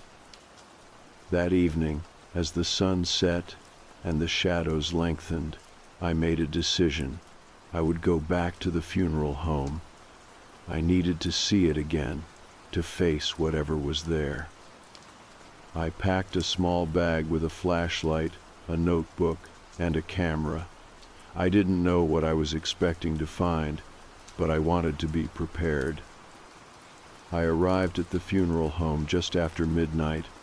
The building stood silent and imposing, its dark windows like empty eyes. I approached the front door, my footsteps echoing on the stone steps. The door was locked as I expected, but I knew another way in. Around the back of the building, there was a small service entrance. I had used it during my time working there, and I knew it was rarely secured. I tried the handle, and to my surprise it turned. The door creaked open, revealing the dark interior. I stepped inside, the air thick with the scent of old wood and disinfectant. I turned on my flashlight, the beam cutting through the darkness. The hallway stretched out before me, familiar and yet foreign. I moved slowly, my footsteps muffled by the worn carpet. As I made my way through the building, memories came flooding back. The quiet moments spent in the chapel, the hushed conversations with grieving families, the endless hours of solitude. It all felt so distant now, like a different life. I reached the embalming room, the door slightly ajar. I pushed it open, the hinges groaning in protest. The room was just as I remembered it, the stainless steel table gleaming under the harsh overhead light. But something was different. The air felt heavy, charged with an unseen energy. I stepped inside, the door closing behind me with a soft click. I approached the table, my flashlight beam steady. The surface was dry, clean. There was no sign of the wetness I had seen that night. I stood there for a moment, unsure of what I was looking for. Then I heard it, the song, faint and distant, but unmistakable. It echoed through the room, wrapping around me like a shroud. I turned, trying to locate the source, but there was no one there. The temperature dropped, the air growing colder with each passing second. My breath fogged in the beam of the flashlight, and I could feel the hairs on the back of my neck stand on end. The song grew louder, more insistent. I backed away from the table, my heart pounding. The room seemed to close in around me, the walls pressing closer. I turned and fled, the door swinging open before me. I ran through the hallways, the song following me, echoing off the walls. I burst out of the service entrance, the cold night air hitting me like a wave. I didn't stop running until I reached my car. I fumbled with the keys, my hands shaking, and finally managed to start the engine. I drove away, not looking back. I don't know what I encountered that night, whether it was a ghost, a residual echo, or something else entirely. But I do know that the funeral home is not just a building. It's a place where the veil between the living and the dead is thin, where the past lingers, and the echoes of the departed still sing their mournful songs.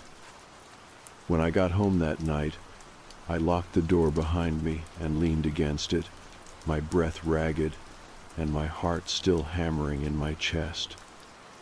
The air in my flat felt different, thicker somehow, like the quiet was holding its breath. I turned on every light, the warm glow spilling into every corner, but it did nothing to shake the feeling that I had brought something back with me, that maybe some part of that old building had clung to me in the darkness and followed me home. I tried to distract myself, turning on the television, flipping through the channels aimlessly, but nothing held my attention for long. My mind kept drifting back to that cold slab, to the song that had seemed to echo through the walls even after I had fled. It was not a song I could hum or write down. It was more like a memory that lived under the skin, surfacing in moments of silence when the world seemed to stop. I slept fitfully, the weight of the night pressing down on me like a heavy blanket. My dreams were full of narrow hallways and flickering lights, of soft voices singing just out of sight. I woke up with the taste of cold air in my mouth and the feeling of being watched. I sat up in bed, the dawn light gray and hesitant at the window, and told myself it had all been a dream. But the memory of that voice said otherwise. Over the next few days, I tried to settle back into some kind of routine. I went to work, I made small talk with my coworkers, I bought groceries, and read the paper like everything was normal. But nothing felt the same. The world around me seemed muted, the edges too sharp, every sound too loud in the quiet moments. One afternoon I found myself back at the edge of the woods that bordered the funeral home.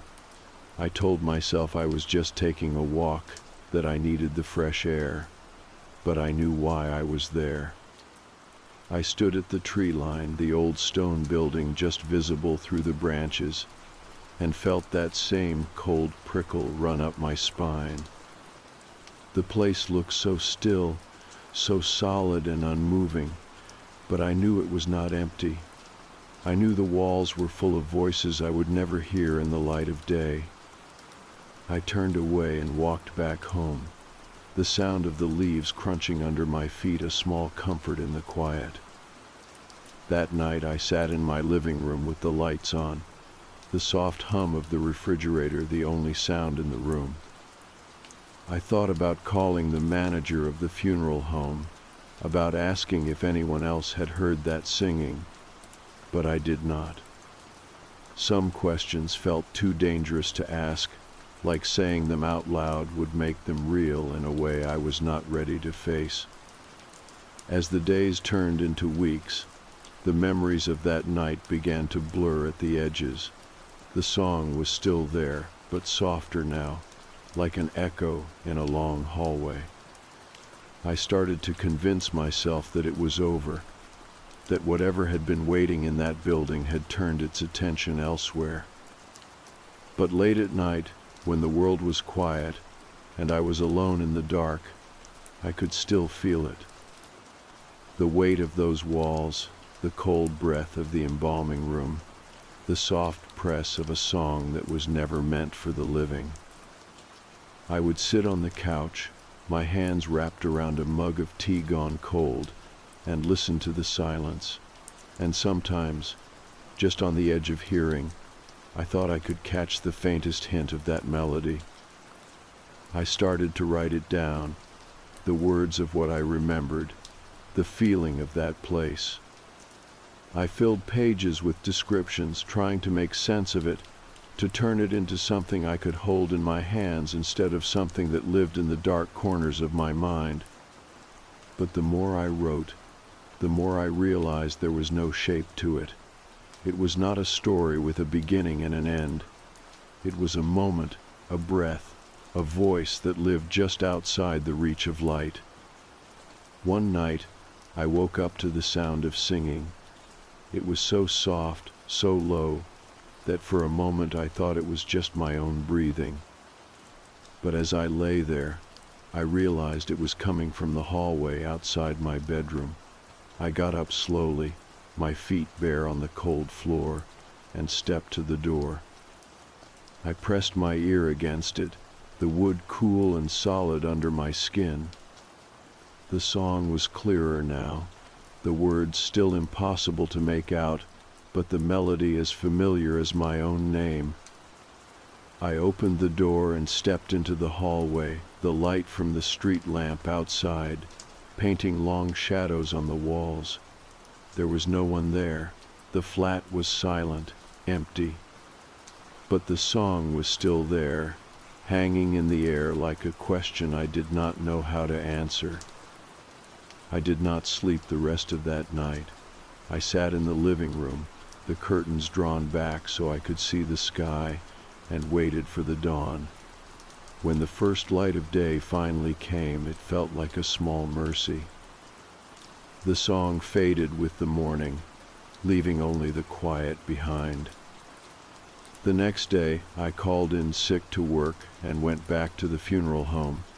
I told myself I just needed to see it in the light of day, to prove to myself that it was nothing more than old stone and fading memories. But as I stood in front of that building, the weight of it pressed down on me like a hand on my shoulder. I did not go inside. I stood there for a long time, the wind cold on my face, and watched the shadows shift across the stone. In that moment, I understood something I had been trying to ignore. That some places are meant to be left alone.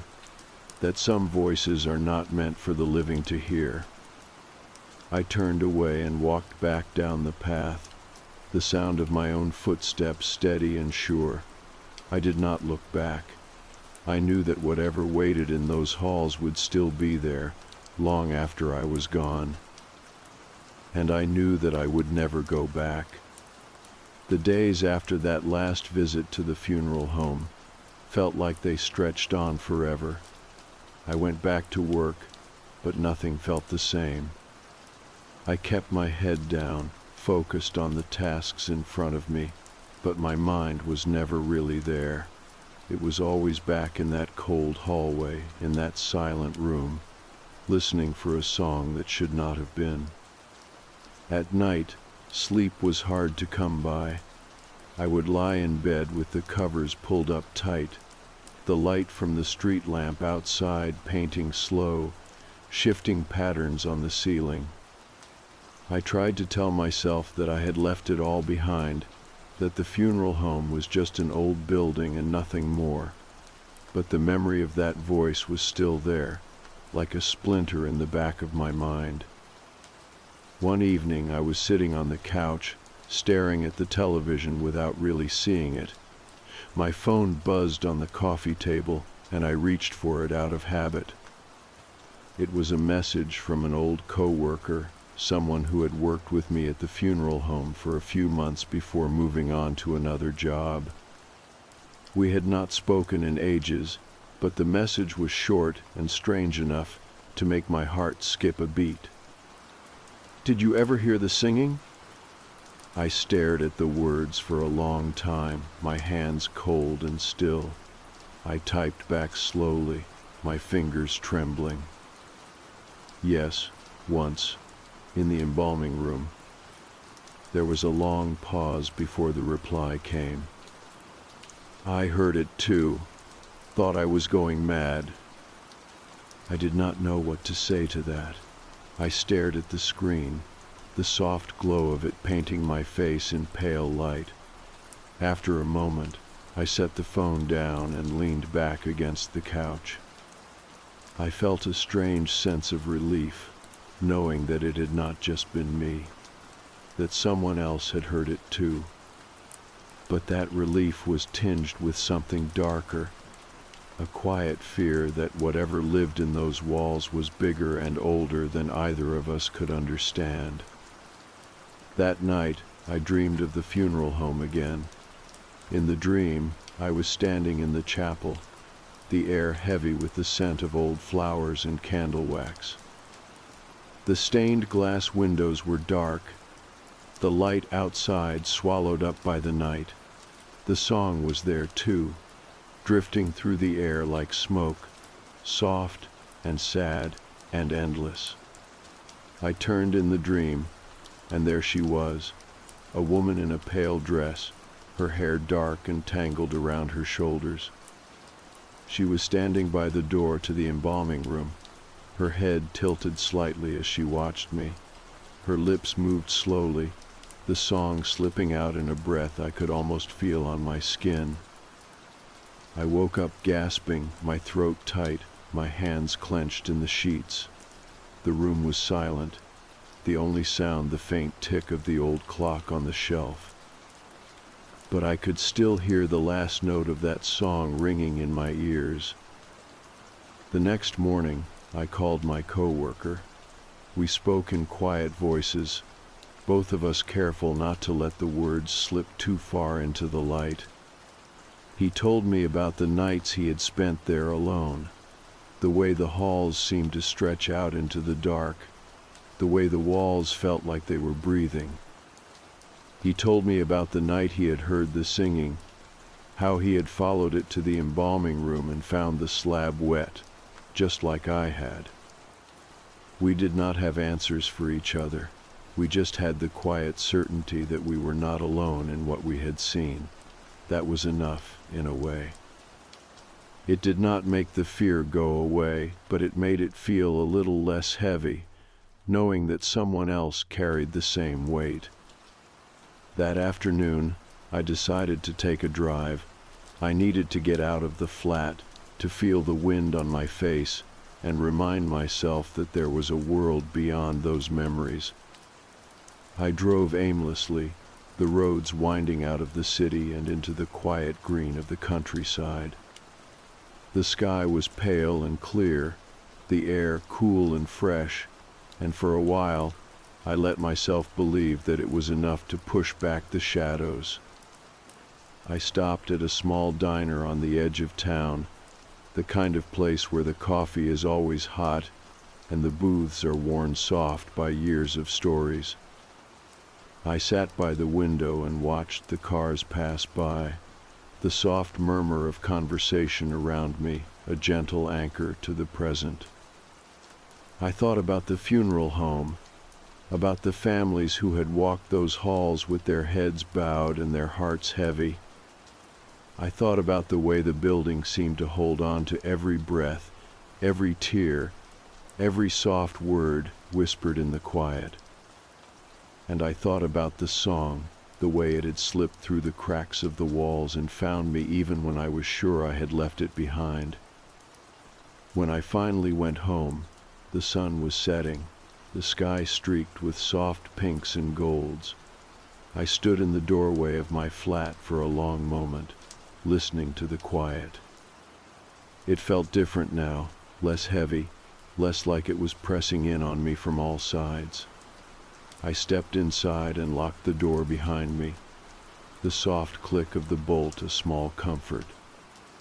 That night, I did not hear the song. The flat was still and silent, and I let myself believe that maybe it was over, that whatever had haunted those nights had finally let me go. But I knew better. I knew that some places never really leave you, that some songs keep singing long after the last note has faded. And in the quiet of the night, I knew that I would always carry a piece of that funeral home with me, a soft echo of a voice that was never meant for the living, a memory that would never really fade. The weeks that followed settled into a rhythm of sorts, each day a small piece of normalcy I could cling to. I went to work, I took long walks in the cool evenings, and I let myself believe that maybe, just maybe, it was all behind me. The funeral home was just an old building, I told myself. Just a place where the past had pressed in a little too close, but nothing more. But even in those moments of quiet, the memory of that last night never really left me. It lived in the back of my mind, a soft echo that surfaced when the world grew still. I would find myself pausing in doorways, listening to the hush of the house, half expecting to hear that soft, mournful song drifting through the dark. One night, I woke up to find the world wrapped in fog.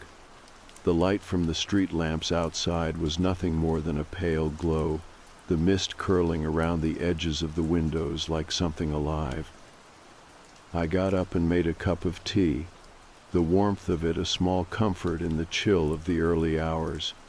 I stood at the window and watched the fog shift and move, the shapes of the trees just ghosts in the pale light.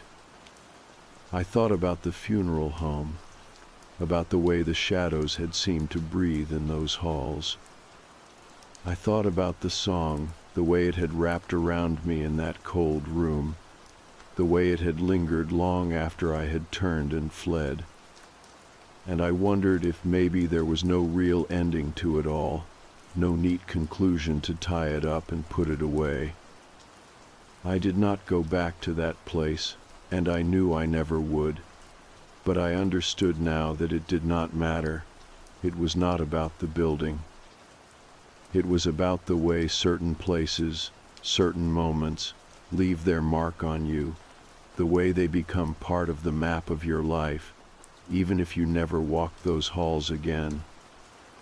The days grew longer as spring came, the light stretching further into the evening, the air soft and full of new green. I spent more time outside, letting the sun warm my face, letting the small sounds of the world remind me that life goes on. The song was still there, a faint memory in the quiet, but it felt softer now, less like a weight and more like a reminder. One morning, I woke to the sound of birds outside my window, their chatter bright and insistent. I made coffee and sat on the small balcony, the city still quiet in the early light. I thought about all the nights I had spent listening for footsteps, waiting for a voice that did not belong to the living, and I realized that it had changed me in ways I was still trying to understand. I did not feel afraid anymore. I felt aware, like I had seen something most people never would, something that had slipped through the cracks of the world for just a moment. And though it had scared me, though it had left me with questions I would never be able to answer, it had also left me with a kind of clarity. One evening I found an old notebook tucked in the back of a drawer, pages half filled with small observations, sketches of the funeral home, snippets of that song I had tried to write down. I sat down and read through it slowly, letting the memories wash over me without fear. The last page was blank, and I found myself picking up a pen, the weight of it familiar in my hand. I did not write about the fear or the cold or the silence that had lived in those halls. I wrote about the light that came in the morning, the way the sun pushed back the shadows, the way the world kept moving forward, no matter how long the night had been. I closed the notebook and set it aside, a small smile tugging at the corner of my mouth. It felt like a kind of release, like I was finally letting go of something I had been carrying for too long. That night, I slept better than I had in months. My dreams were quiet, filled with the simple comfort of familiar places and gentle voices. When I woke in the morning, I felt lighter, like I had finally stepped out of that long, dark hallway and into the light of day. I never heard the song again. Maybe it had been waiting for me to listen, or maybe it had always been meant for someone else. All I know is that when I think of it now, it does not feel like a threat. It feels like a reminder that there is more to this world than what we can see in the light of day. The funeral home still stands, its old stone walls weathered by the years, the windows dark and watching.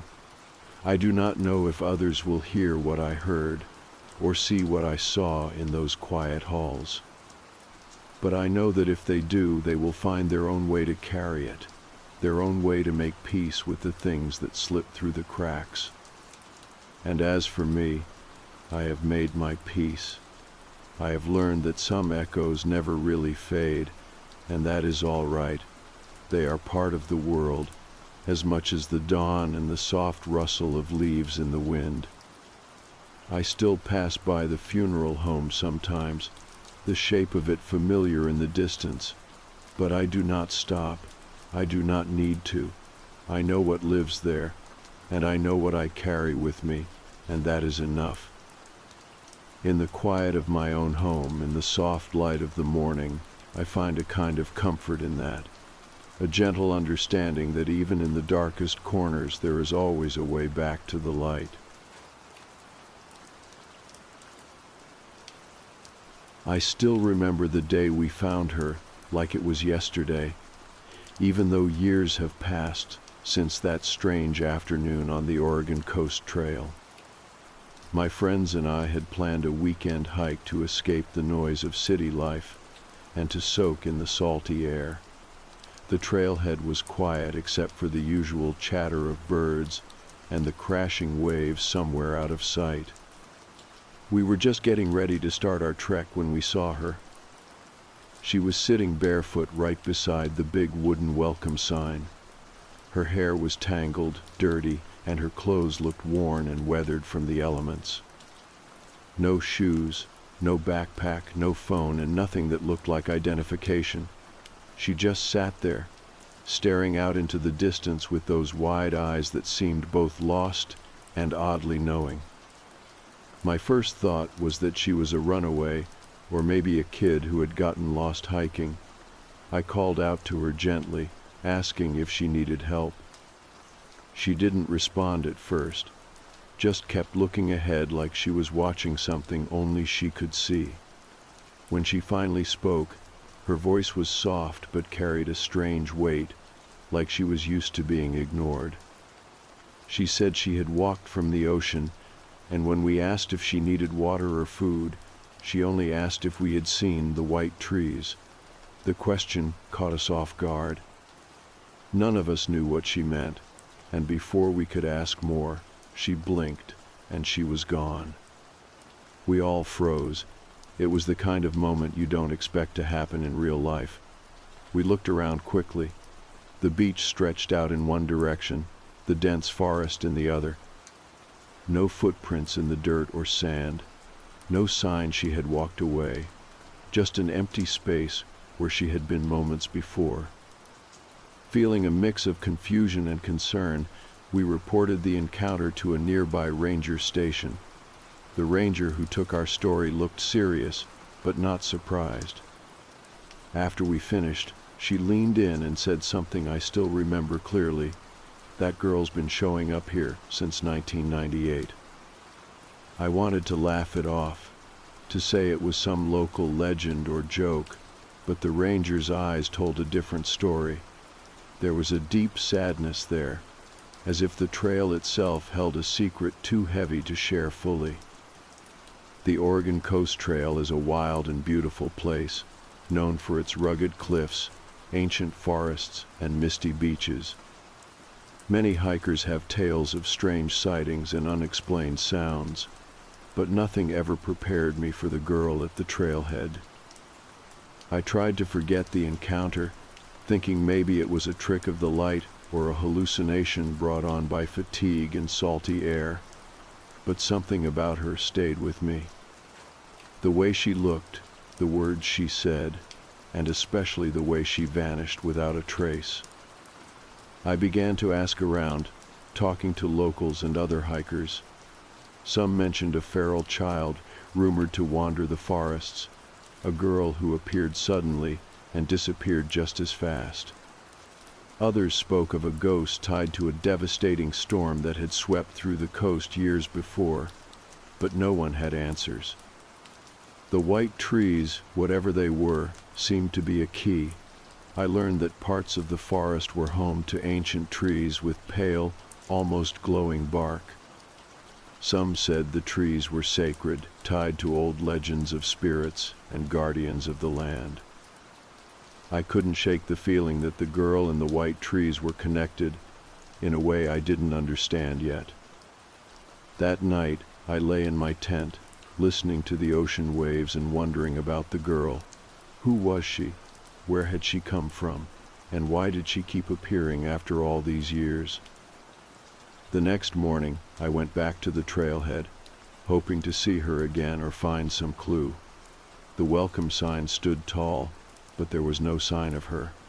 just the whispering wind and the salty air.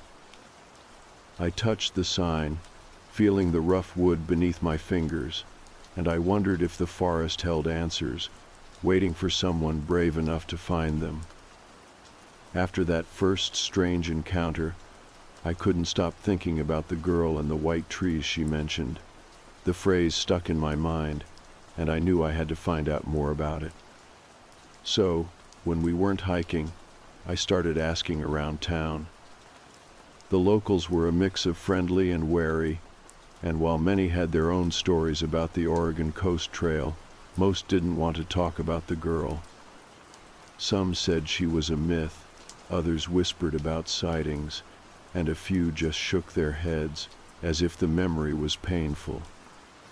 One afternoon, I met an older man at the local diner who had lived in the area for decades. He was quiet and observant, his eyes reflecting the misty coast itself. When I asked about the white trees, his face changed. He leaned in and said they were a rare kind of alder tree that grew only in a few spots along the coast. Their bark was pale, almost glowing under the moonlight, and they were considered sacred by some of the local tribes. He told me that the trees were tied to old stories about spirits who protected the land and watched over travelers. People said the trees could guide the lost home or warn those in danger. But he also warned that some spirits were restless, searching for something they had lost. The man's words sent a shiver down my spine. Could the girl be one of those spirits? Or was she a living person somehow connected to the forest in a way I didn't understand? Determined to learn more, I borrowed a map from the ranger station and planned a hike to the areas where these white trees were said to grow. My friends were skeptical but curious enough to come along. We packed light and headed into the thick forest, the air cool and heavy with the scent of pine and wet earth. As we walked, the forest changed. The trees grew taller and older, their trunks thick and covered in moss.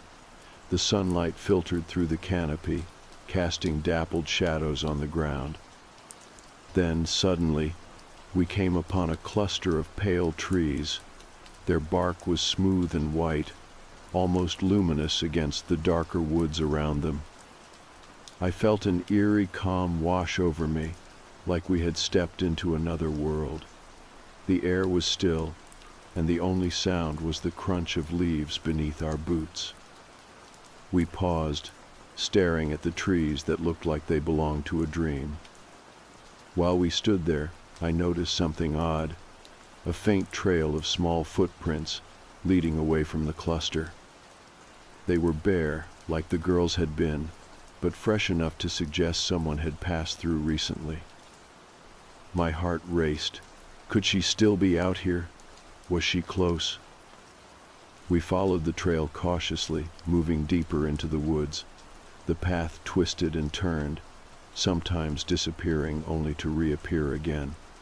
The light grew dimmer, and the sense of being watched crept over me. Suddenly, my friend Sarah stopped and pointed ahead. There, sitting quietly on a fallen log, was a girl. She looked about 16 or 17, barefoot like the girl at the trailhead, with tangled hair and clothes that blended with the forest colors. She didn't speak at first, just stared at us with those same wide, searching eyes. When we offered her water and food, she shook her head and asked softly, "Have you seen the white trees?" It was her. We didn't know what to say. We sat down nearby, not wanting to scare her. She told us she had been walking for a long time, trying to find something she had lost. She spoke of the ocean and the forest as if they were alive, guiding her steps. Her story was fragmented, but full of strange wisdom. She said she was searching for a place where she could be safe, where the trees would protect her. She talked about the mist that came and the voices she heard in the wind. We realized she had been out here alone for a long time, surviving without help. Yet there was something more, something beyond just survival. It was like she belonged to the forest, part of it in a way that was both beautiful and heartbreaking. We wanted to take her back to town to get help, but she was hesitant. She said she couldn't stay in one place for long, that the forest called her back. Over the next few days, we brought her food and blankets, trying to build trust. She taught us about the forest, the plants that healed, the animals that watched, and the sacred white trees that held the key to her story. We learned that she didn't know her real name or where she came from. She only remembered the ocean and the trees.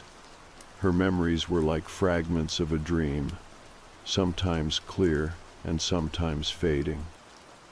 One night, she told us about a great storm that had come years ago, a disaster that changed everything. She said she was caught in it and lost her family and home. Since then, she had been wandering, searching for a way to belong again. Her story matched the accounts of a devastating flood that hit the Oregon coast decades earlier, uprooting communities and changing the landscape. Some people were never found, their stories lost to time. I thought about how the trail and the forest held pieces of history and mystery, and how the girl was living proof of that. As the days passed, I noticed something strange.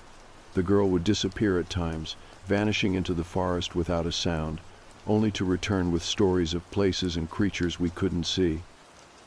She seemed connected to the land in a way none of us could explain. Sometimes, when she spoke of the white trees, her voice grew distant, and her eyes looked beyond us, as if she was seeing something we couldn't. It was both unsettling and mesmerizing. We realized that the girl was searching not just for a place, but for herself, her past, her identity, her peace. One afternoon, we decided to take her to the ranger station, hoping to find some help or answers. The rangers listened to her story quietly, nodding with a mix of sympathy and caution. One of them, an older man named Tom, spoke about the girl we had seen before, the one who showed up at the trailhead now and then. He said she had been appearing on the trail for years, always barefoot, always asking about the white trees. Tom said she was like a guardian or a lost soul tied to the land, a living mystery that no one could solve. Hearing that, I felt a mix of awe and sadness. The girl was more than just a person. She was part of the forest's story, woven into its shadows and light. We left the station with more questions than answers, but also with a sense of connection to something greater.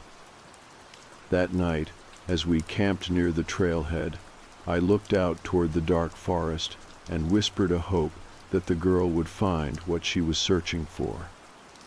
The Oregon Coast Trail had given us a glimpse of something beyond the ordinary, a story of loss, resilience, and the deep bond between people and the land.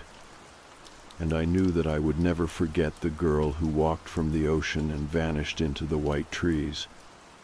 After our visit to the ranger station, the strange connection between the girl and the forest grew stronger in my mind. It was like she was a part of the land itself, an echo of something older and deeper than we could easily understand. My friends and I tried to process everything we'd learned, but no simple explanation fit. She was more than just a lost teenager or a wandering soul. She carried the weight of the ocean, the storm, and the forest in her eyes. We decided to spend more time on the trail, hoping to understand her better and maybe find a way to help. Every day we visited the places where the white trees grew, walking slowly through the dense forest and listening to the sounds around us, the rustle of leaves, the call of birds, and the distant crash of waves on the shore. One afternoon, as the sunlight filtered through the branches, the girl led us to a hidden part of the forest. It was a small clearing surrounded by the pale white trees she had spoken of. The ground was soft with moss, and wildflowers grew in bright patches of color. There was a sense of peace there, like the world was holding its breath. She sat down on a fallen log and told us more of her story, or at least what she remembered. She said the forest was alive, and that the white trees were guardians, watching over everything.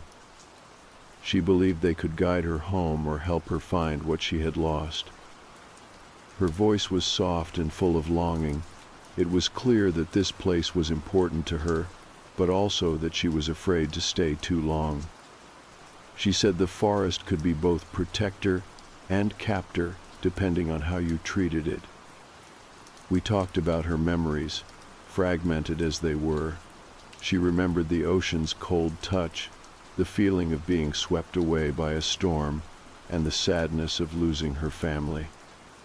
But she also spoke of moments of beauty, sunlight on water, the scent of pine needles, and the quiet companionship of the animals. I noticed that when she spoke of these things, her eyes shone with a mixture of hope and sorrow. It was like she was holding on to a thread of something precious, even as it slipped through her fingers. Over the next few days, we tried to make her feel safe. We brought food and blankets, and sometimes just sat quietly with her in the clearing, letting the forest's calm wash over us. We didn't push her to talk or explain. We just listened. One morning, while I was exploring nearby, I found something unexpected. Beneath a cluster of white trees, half buried in the moss, was a small weathered box. It looked old and forgotten, covered in lichen and dirt. I called the others, and together we carefully opened it. Inside were a few items: a faded photograph of a family, a small carved figure of a bird, and a journal with worn pages. The handwriting was delicate and careful, and the words told a story of love, loss, and hope. The journal belonged to a woman who had lived near the coast decades ago. She wrote about the storms, the changing landscape, and her hope that her children would grow up safe and free. The last entries spoke of a great flood that swept through the area, separating families and reshaping lives. Reading the journal, I felt a deep connection to the girl and her story. It was as if this woman's words were a bridge to the past, a reminder of the lives touched by the land and the sea. We shared the journal with the girl, and for the first time she smiled, a small, genuine smile that lit up her face. She said the woman was probably her grandmother, and that the stories in the journal felt like whispers from her past. That moment felt like a breakthrough. We weren't just strangers anymore. We were part of a shared history, connected by loss and love. As the days passed, the girl's trust in us grew. She spoke more about the white trees and the ocean, about the voices she heard in the wind and the dreams that came to her at night. Sometimes she spoke of a path, a hidden way through the forest that could lead her home. We wanted to follow that path, to help her find peace and belonging. But the forest was tricky. One afternoon, as we walked along a narrow trail, the girl suddenly stopped and looked around with wide eyes. She said the forest was shifting, that it didn't want us to go further. We paused, listening to the silence around us. The air grew thick and still, and I felt a chill run down my spine. It was as if the forest was alive, watching us, deciding whether we belonged. The girl told us stories of others who had tried to follow the path but never returned. She said the forest was protective, but could be dangerous to those who didn't respect it. I realized that our journey was not just physical but spiritual. We were entering a world where nature and memory intertwined, where past and present met in the spaces between trees and shadows. That night, around the campfire, we talked about what we had seen and heard. We wondered if the girl was truly lost, or if she was a guardian herself, an echo of the past, a bridge between worlds. The idea was both comforting and unsettling. We knew that whatever her story was, it was tied to the land in a way none of us fully understood. In the days that followed, we continued to explore, to listen, and to learn. The girl became our guide, showing us the hidden beauty of the forest and the mysteries it held. She taught us to see the world with new eyes, to notice the small wonders, the way light danced on leaves, the patterns in the bark, and the songs carried by the wind. I began to understand that the white trees were not just physical places, but symbols of memory, loss, and hope. And the girl, with her quiet strength and gentle spirit, was a living reminder that some stories don't end, but continue to grow in the hearts of those who listen. One morning, as the sun rose over the misty coast, the girl stood at the edge of the clearing. She looked out toward the horizon, her face calm and resolute. She told us she was ready to follow the path, to find her place in the world. We didn't know where the path would lead or what awaited her, but we knew she was no longer alone. As she disappeared into the forest, I felt a mix of sadness and hope. The girl who walked from the ocean was part of the land, the trees, and the stories that shaped us all. And her journey, like the tide, would continue, sometimes hidden, sometimes seen, always moving forward. After the girl disappeared into the forest that morning, a strange silence settled over our group. We stood in the clearing, surrounded by the white trees, feeling the weight of what had just happened. It was as if she had been a part of the forest itself, and then simply returned to where she belonged. The sun filtered softly through the branches, casting long shadows across the mossy floor. There was peace in the air, but also a lingering sense of mystery. We knew that whatever path she had chosen, it was one tied to the land, to memories both ancient and deeply personal. The forest had kept its secrets well, but in those moments, I felt like I was glimpsing something timeless, something that connected people and place in ways that defied easy explanation. That day, we didn't rush back to town. Instead, we took our time walking the trail, absorbing the quiet beauty of the coast and the dense woods. The ocean's roar was a steady presence in the distance, grounding us to the wildness of the place. The salty air mixed with the earthy scent of pine and damp soil. It felt like the land itself was breathing, alive and watching. Later, back in the small town near the trailhead, I found myself drawn to the local library. I wanted to learn more about the history of the area, the storms, the communities, and the legends that might shed light on the girl and her connection to the white trees. The librarian was an older woman with kind eyes who seemed to understand why I was asking questions. She showed me old newspaper clippings and photographs, stories of the Great Flood decades ago, and accounts of people displaced or lost. There were articles about a storm that had changed the coastline forever, reshaping towns and forests alike. Some stories mentioned strange sightings of a girl wandering barefoot near the shore or the trailhead, always appearing and disappearing without explanation. These tales were whispered among locals, part fact, part legend, passed down through generations. I learned that the white alder trees were more than just a natural curiosity.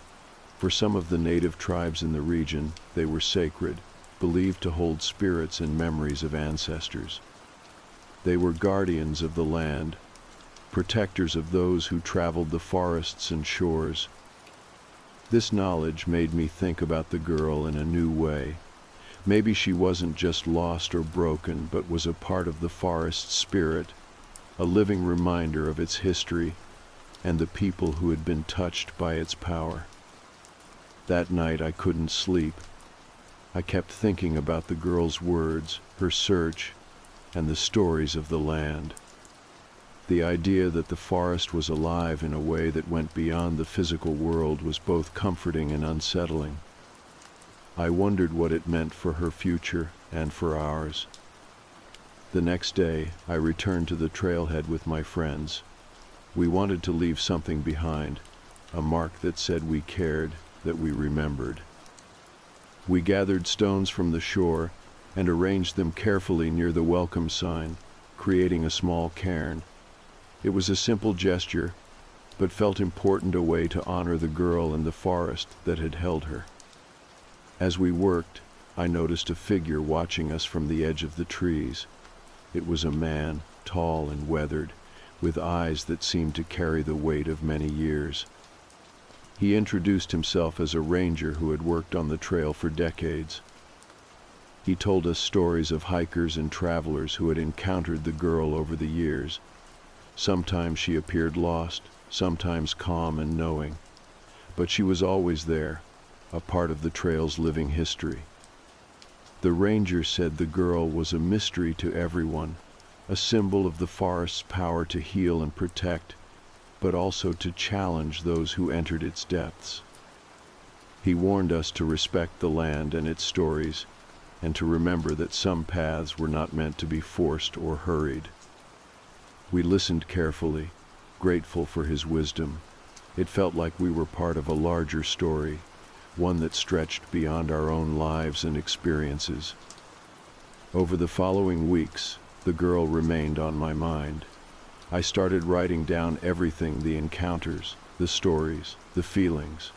I wanted to hold on to the memory of her and the lessons she had shared. I realized that sometimes the most powerful stories were not the ones with clear beginnings or endings, but those that lived in the questions and the spaces between. One evening, as I sat by a campfire near the coast, I thought about the white trees and the ocean, about the girl who walked from the sea and vanished into the forest. I understood then that her story was not just about loss or searching. It was about connection between people and place, past and present, seen and unseen.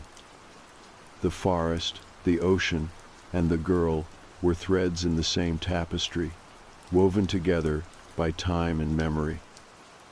As the fire crackled and the stars appeared above, I felt a quiet hope. Maybe the girl had found her place among the white trees, or maybe her journey was still unfolding. Whatever the future held, I knew her story had changed me. It had opened my eyes to the mysteries around us and the power of the land to hold and heal.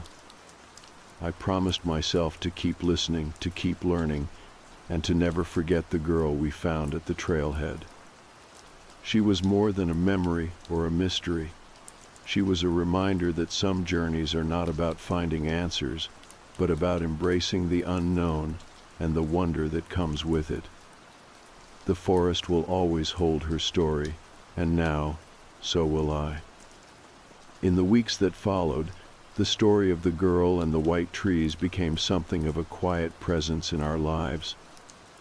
We went back to our routines, but that forest, that trail, and that strange barefoot girl lingered in my thoughts like a half-remembered dream. The more I tried to move on, the more it felt like the land itself was calling me back. I started to see the coast differently, noticing things I had never paid attention to before: the way the light shifted through the branches, the pattern of waves crashing against the rocks, the subtle sounds that carried on the wind. One afternoon, feeling restless, I decided to return alone to the white trees. I wanted to understand more, to feel that connection again. The forest was quiet, but alive in its own way. The soft rustling of leaves, the distant cry of seabirds, and the faint scent of salt and earth filled the air. I walked slowly, my footsteps muffled by the thick moss and fallen needles. As I reached the clearing, I saw something new: a small pile of smooth stones arranged carefully at the base of one of the pale trees. It wasn't there before, at least not when we had been last. I touched the stones lightly and noticed a faded ribbon tied around a branch above it. The ribbon was soft and worn, its color faded to a pale blue, like something left behind long ago. I sat down nearby and closed my eyes, letting the quiet wash over me. Memories of the girl's face, her questions about the white trees, and her stories of the ocean floated through my mind. It was as if she had left me a message, a sign that she was still here in some way, part of the forest's heartbeat. Over the next few days, I kept coming back, and each time I found something new.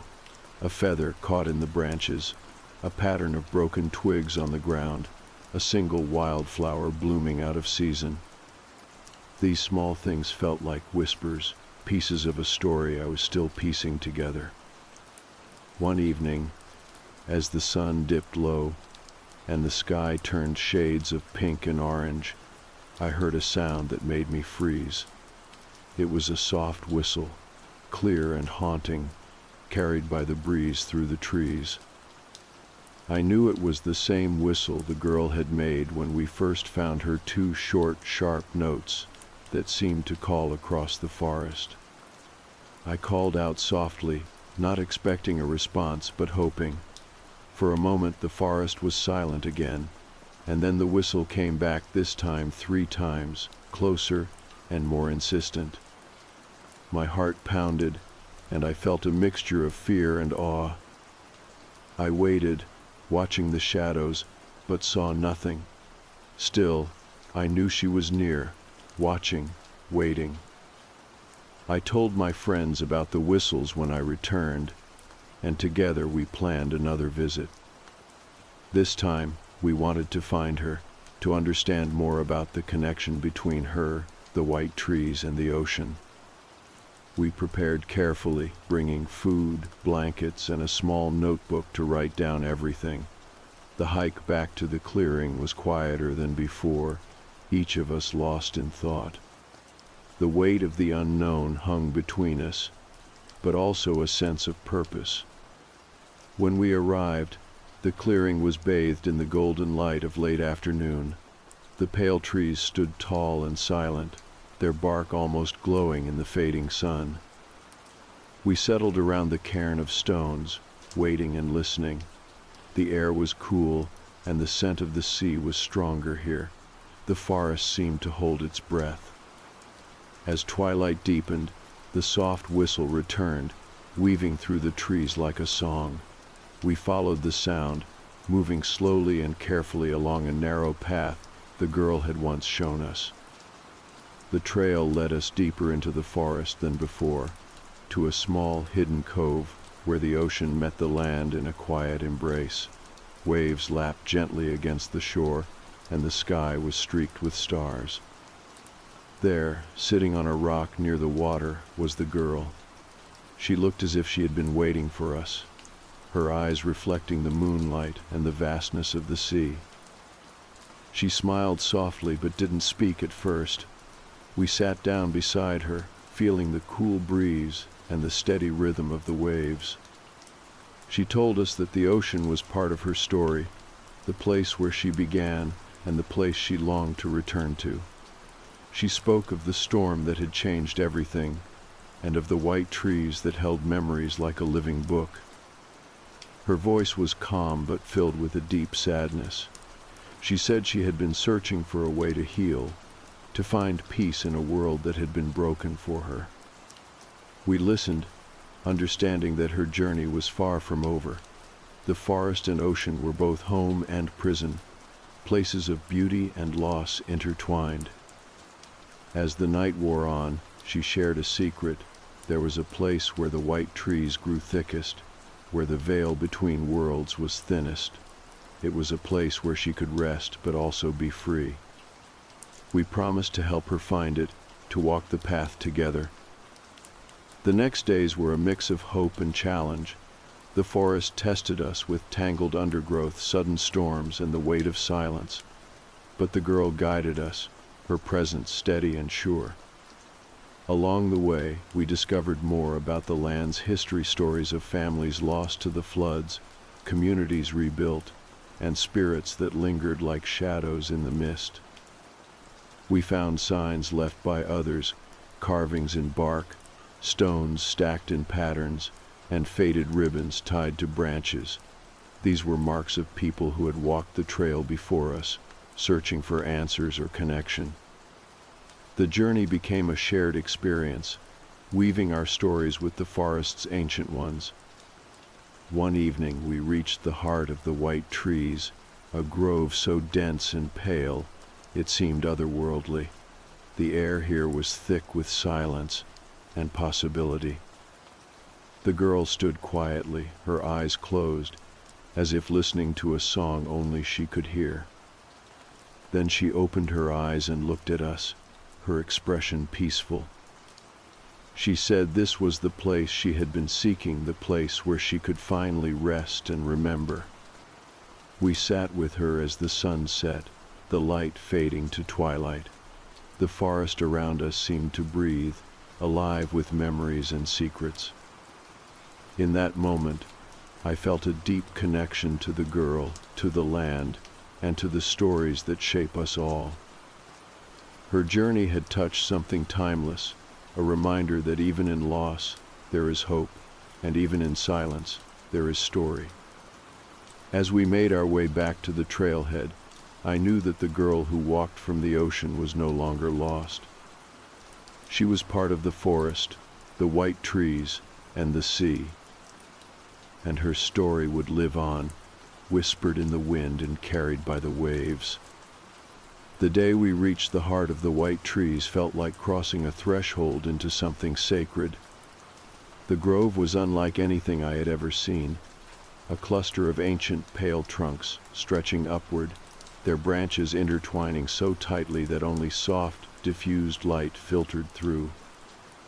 The air was thick and cool, smelling faintly of salt and moss, and an almost tangible stillness settled over everything. The girl stood in the center of the grove, barefoot and calm, her eyes scanning the space as if it held memories she had been waiting years to uncover.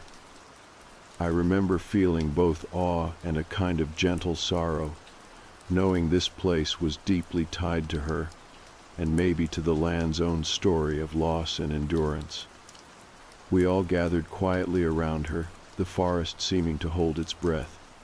She spoke softly about how this grove was where the ocean's sorrow met the forest's strength, a place where stories ended, but also began. The white trees, she said, were keepers of those stories, standing guard over the memories of people, storms, and time itself.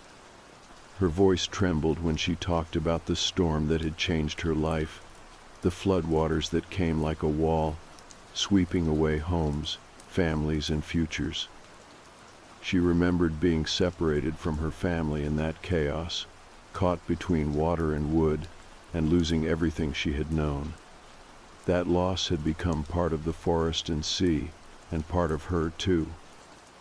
But this grove, she said, was a place where she could finally lay down her burdens, where the trees would hold her story with care, and where she could find rest. We spent hours there, sitting among the white trunks, listening to the soft hum of the forest and the distant murmur of the ocean. There was no need for words. The space itself spoke of healing and grace. As twilight deepened, the girl stood and moved slowly to the base of a large tree, whose bark shimmered almost like it was glowing from within. She pressed her palm against the trunk and closed her eyes. For a long moment, she was still, and then a faint smile touched her lips. She told us that the tree had accepted her story, that it would carry her memories and protect her, that the forest was a place of endings and beginnings, and that she was ready to become part of that cycle. I watched her, feeling a mix of gratitude and sadness. We had helped her find this place, but it was also a goodbye. Before she left, she turned to us and said something that stayed with me. Some of us walk between worlds, not lost, but searching. The forest remembers those who listen, and the ocean sings for those who care. She stepped away from the tree and began to walk deeper into the grove. With every step, she seemed to blend with the light and shadows until she was no longer visible. The silence that followed was profound. It felt as though the forest itself had closed around her, holding her safely in its embrace. We stayed there a while longer, each of us processing what had happened. It was hard to grasp that someone who had felt so real could simply become part of the land like that, but it made sense in a way that was both beautiful and heartbreaking. Eventually, we made our way back through the forest, the white trees standing tall and silent behind us. The path felt different now, like a thread connecting past and present, loss and hope. Back at the trailhead, the welcome sign looked the same but carried a new meaning. The small cairn we had built before remained, surrounded now by wildflowers and fresh stones left by other hikers who sensed something special here. In the weeks and months that followed, the story of the girl became a quiet legend shared among those who walked the Oregon Coast Trail.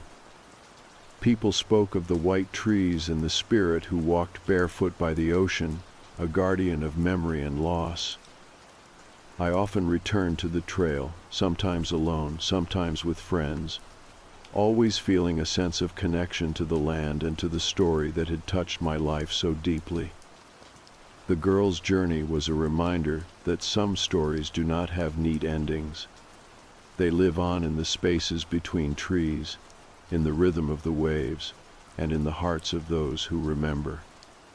Her presence taught me to listen to the land, to the past, and to the quiet voices carried by the wind. Life along the coast continued with its rhythms of storm and calm, loss and renewal. But for me, the trail and the white trees became a place of reflection and gratitude, a place where the ordinary and the extraordinary met. And somewhere deep in the forest, I believe the girl found her peace, held forever in the gentle arms of the white trees. I was born in the year 2000 in a small town in northeast Ohio. Our house was nothing special, just a little ranch with 3 bedrooms, all on one floor. It was quiet, with a fenced-in yard and a tiny driveway that always had oil stains on the concrete. It was just me and my mom. My dad left when I was a baby. I never knew him, and my mom didn't talk about him much. She was a good mom. I remember her always being tired, but she never made me feel like a burden. She worked at this local restaurant in the center of town. A real old-school kind of place with peeling red booths and coffee that smelled burnt. She worked there for years, always came home smelling like syrup and bacon grease. At night, we'd eat dinner in front of the television, usually something like spaghetti or boxed mac and cheese. Afterward, she'd tuck me in, kiss my forehead, and say, "I love you, sweetheart." It was routine. It was safe. At least it felt safe. I think I was around 6 or 7 the first time it happened. I'd already been tucked in, the lights turned off. My room was never completely dark because the hallway light stayed on, just barely filtering in through the crack under the door. I remember lying on my side facing the wall, waiting for sleep to take me. Then I heard the floor creak. Not the usual creak you hear from an old house settling either. This was close, right beside my bed. I held my breath, listening. Then I heard it, breathing, slow, steady, right underneath me. At first I thought I imagined it. I leaned over the side of the bed, slowly, my little fingers gripping the edge of the blanket. I whispered, "Mom." Nothing. Just the sound of breathing, soft and deep. Then there was a little giggle, not playful, not harsh, just off, like someone trying to sound happy but forgetting how. A few seconds passed, and then she crawled out from under the bed. She didn't seem startled or ashamed. She just looked up at me with this tired smile and said, "Go to sleep, sweetheart. Mommy's here." Then she stood and walked out of the room. I stared after her, confused, my heart pounding so hard it felt like I had swallowed it. But nothing else happened that night. I fell asleep eventually, more from exhaustion than comfort. The next night, it happened again. Same routine. She tucked me in, kissed my forehead, turned off the light. I heard her footsteps leave the room. Then a minute later, I heard the sound of someone crawling, hands and knees against the floorboards. The mattress shifted just slightly, and then that breathing again. I didn't say anything that time. I just stayed very still, staring up at the ceiling. I think I told myself it was just a game, that maybe she was trying to be funny in her own weird way. But she never laughed, never said anything, just breathed. This started happening every night. For a while I tried to believe it was normal. She still made my lunch, still read with me, still helped me with homework. But bedtime became a ritual I dreaded. Every night, she'd tuck me in, walk out, and then crawl under my bed like some quiet animal settling in. As the weeks passed, she started doing other things. At first, it was just tapping. From under the bed, she'd knock on the wood beneath my mattress, always in patterns. Sometimes 3 slow taps, then 2 faster ones, then 4 heavy ones. It was never the same twice. Sometimes it sounded like a rhythm or a song. Other times it felt random and strange, like some kind of code. I never figured it out. If I shifted or sat up, the tapping would stop instantly. I'd lie back down and wait. After a few seconds, it would start again, like she was watching me, testing me. A few times I felt her looking at me, not from the side of the bed, but from the foot of it. One night, I got brave and peeked over the blanket toward the edge. I saw her face there, half hidden in shadow, just one eye visible, reflecting the soft light from the hallway. She didn't blink, didn't smile, just watched. I didn't scream. I should have, but I didn't. I rolled back over and pulled the covers over my head. My heart was slamming in my chest, and I remember holding my breath so long I almost passed out. I started sleeping badly. I was always tired during the day. I would try to take naps on the living room couch after school, telling my mom I just liked watching cartoons in there. She never asked questions. But at night, I'd go back to my room, and she'd still be there, waiting under the bed. A couple of times I tried getting out of bed after she crawled under. I thought if I walked out fast enough, maybe I could make it to the living room. But every time I moved, her hand would grab my ankle. Not hard, just enough to stop me, enough to freeze me in place. Then that giggle again, light and distant, like it didn't belong to her at all. I wanted to ask her about it, but how do you even say something like that to your mom? How do you tell someone that you're afraid of them when they make your lunch and hug you every day? Still, one day I tried. We were doing a puzzle together in the living room. I remember it was a picture of a lighthouse, and I couldn't get the sky pieces to fit right. I wasn't looking at her when I asked, "Why do you sleep under my bed sometimes?" She paused, just for a second, then she laughed, like it was the most ridiculous thing I had ever said. "Oh, buddy, I don't do that. You must be having silly dreams." I looked up. She smiled at me. But that night, the tapping was louder and faster, and it didn't stop, not even when I sat up. It kept going until I finally lay back down, heart pounding, eyes wide open in the dark. That was the night I realized it was not a game. It never had been. After that night, everything changed. I started sleeping with the blanket pulled tight over my head, even in the summer when the room felt like an oven. I figured if I could just hide, stay still, maybe she would forget I was there. Maybe she would stop. But she never did. The tapping became part of every night, always after she tucked me in and left. I would hear her crawl across the floor, slow and steady, then the bed would shift slightly, and the tapping would begin. Some nights it was gentle, like a lullaby played out in dull knocks. Other nights it was frantic and sharp, like she was trying to wake something up. The pattern never repeated. I listened carefully, hoping to find meaning, like maybe if I figured it out, she would stop. But it was always just out of reach, always strange and broken. I started dreading bedtime so much, I would pretend to fall asleep on the couch.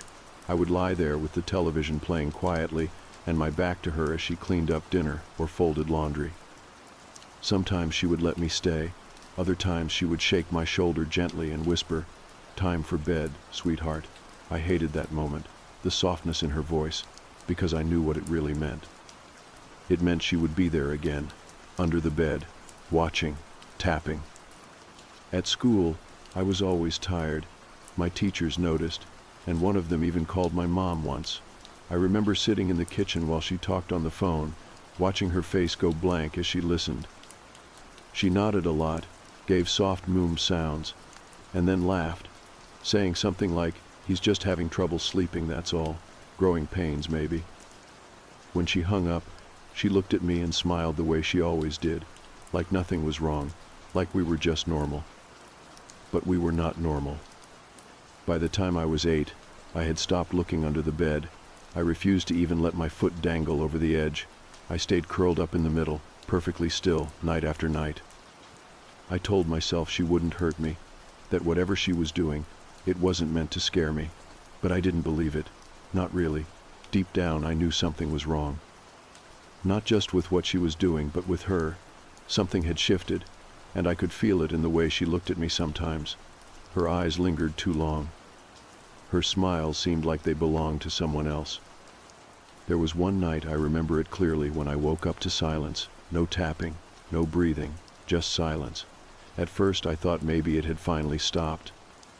Maybe she had finally left me alone. But then I saw her face, right at the edge of the bed, her chin just barely resting on the mattress, eyes wide open, staring at me. No expression, no blink. Just watching. I did not move. I did not speak.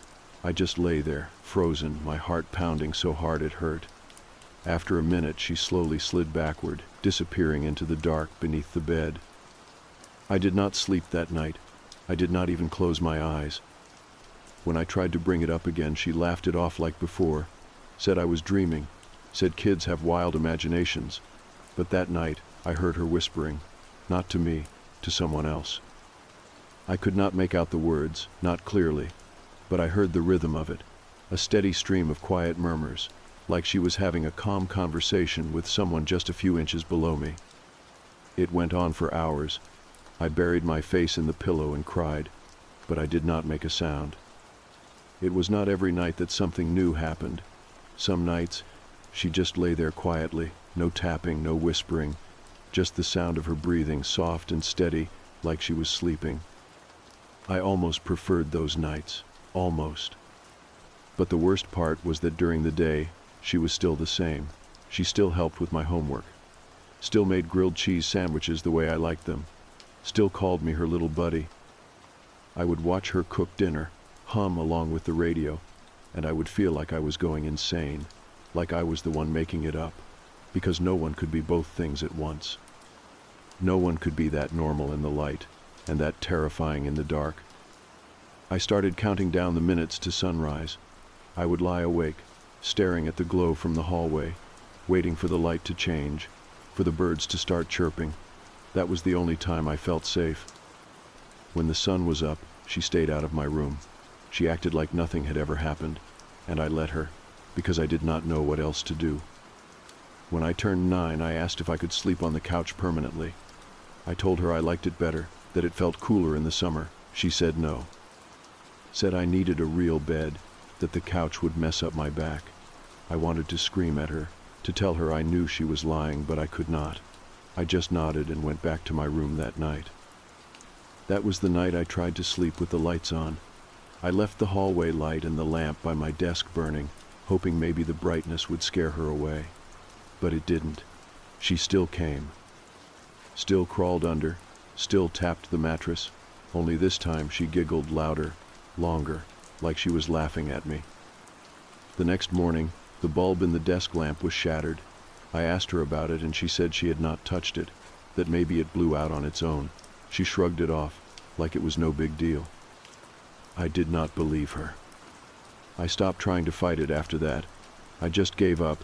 I would lie there each night, silent, eyes wide open, listening to her settle in underneath me. I would try not to breathe too loud. Try not to move, because I knew she was waiting, watching. and every once in a while I would hear her whisper something, just a few words, almost too soft to catch. But I swear one night I heard her say it clearly. "Not yet. He is still too small." I never asked her about it. I didn't want to know what it meant. I just lay there, shaking, and prayed for morning. By the time I turned 10, I had stopped pretending I was imagining things. I knew what was happening. I could not explain it, and I could not prove it, but I knew it was real. Every night, she would tuck me in, say goodnight, and then crawl under my bed. Every night, the tapping would start, the whispers would come. And sometimes, she would just lie there, breathing softly in the dark. There was a pattern to it, something about the way she waited, the way she would not come out unless I called her name. It felt like a rule, like she was pretending to be normal only until I broke the silence. I never called for her again. I never leaned over the edge to see if she was there. I did not have to. I always knew. At school, I began to feel separate from everything, like I was floating through days that did not belong to me. My friends would talk about video games and birthday parties, and I would nod and laugh when I was supposed to, but my thoughts were always back in that room, back in that bed, waiting for the sound of her crawling hands and knees, the slight shift of the mattress, the quiet breath beneath me. I became good at hiding it, smiling when I needed to, answering questions in class, acting like nothing was wrong. My mom helped with that. She was still the perfect mother in the daylight. Still made pancakes on Saturdays and walked with me to the bus stop. Still hugged me when I had nightmares, even though I never told her what they were about. It made everything worse, somehow, knowing that no one would believe me, that no one would think anything was strange about her, not even me sometimes. I started to wonder if maybe something was wrong with me instead. Maybe I was the one who was sick.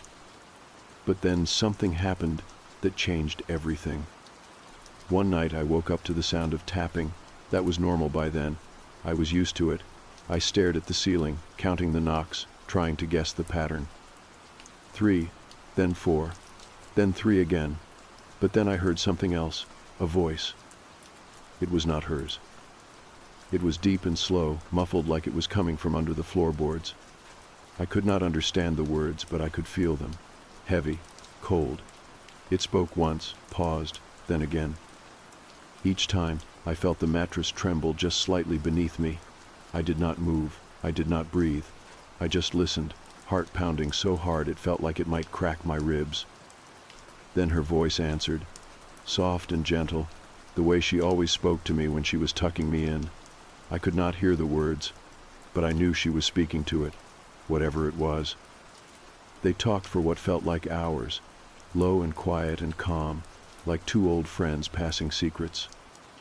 When morning came, everything felt different. The air in the house was heavier.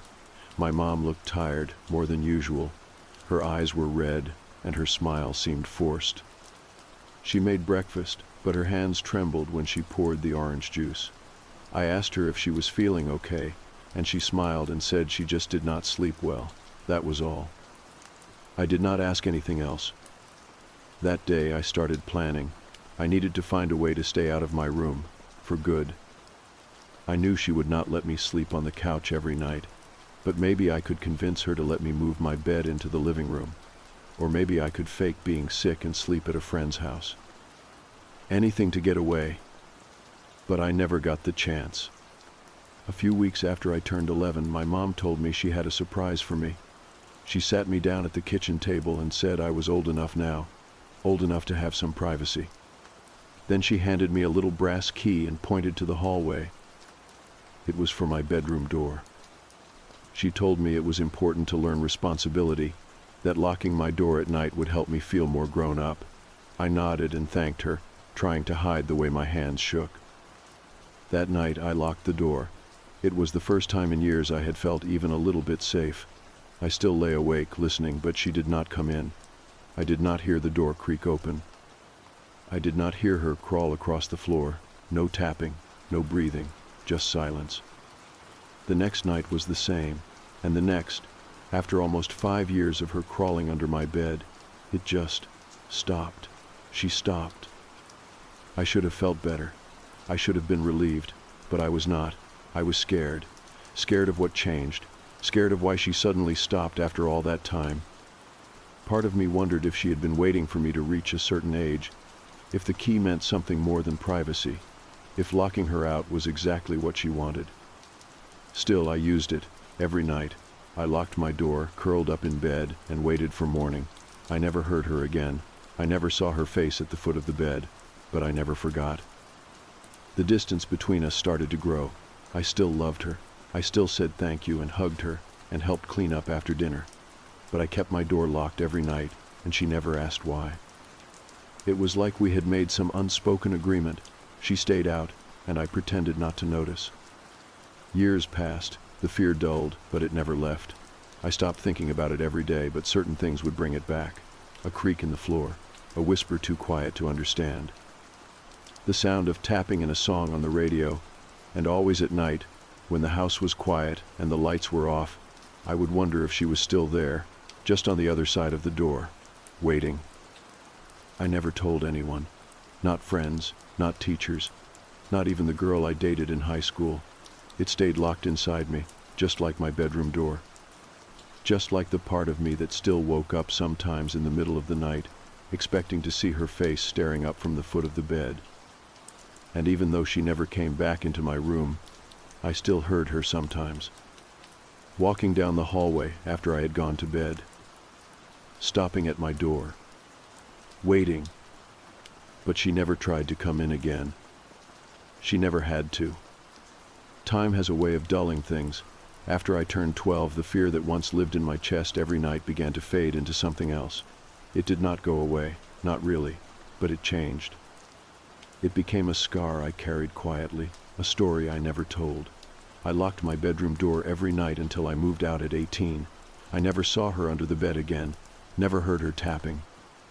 But I always felt the weight of it, like something had happened to me that I was not supposed to remember, but could never quite forget. My mom stayed the same in a lot of ways.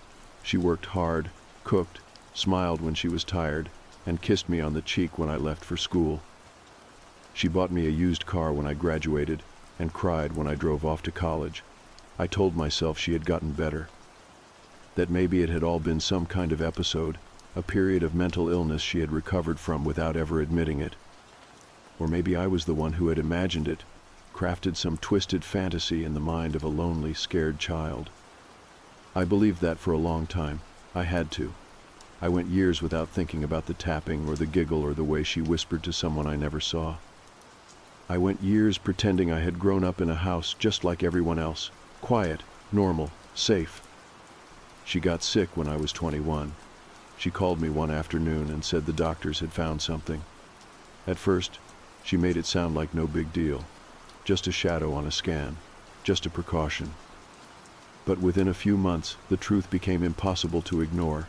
It was cancer, the kind that spreads fast, the kind that steals your breath before you know what is happening.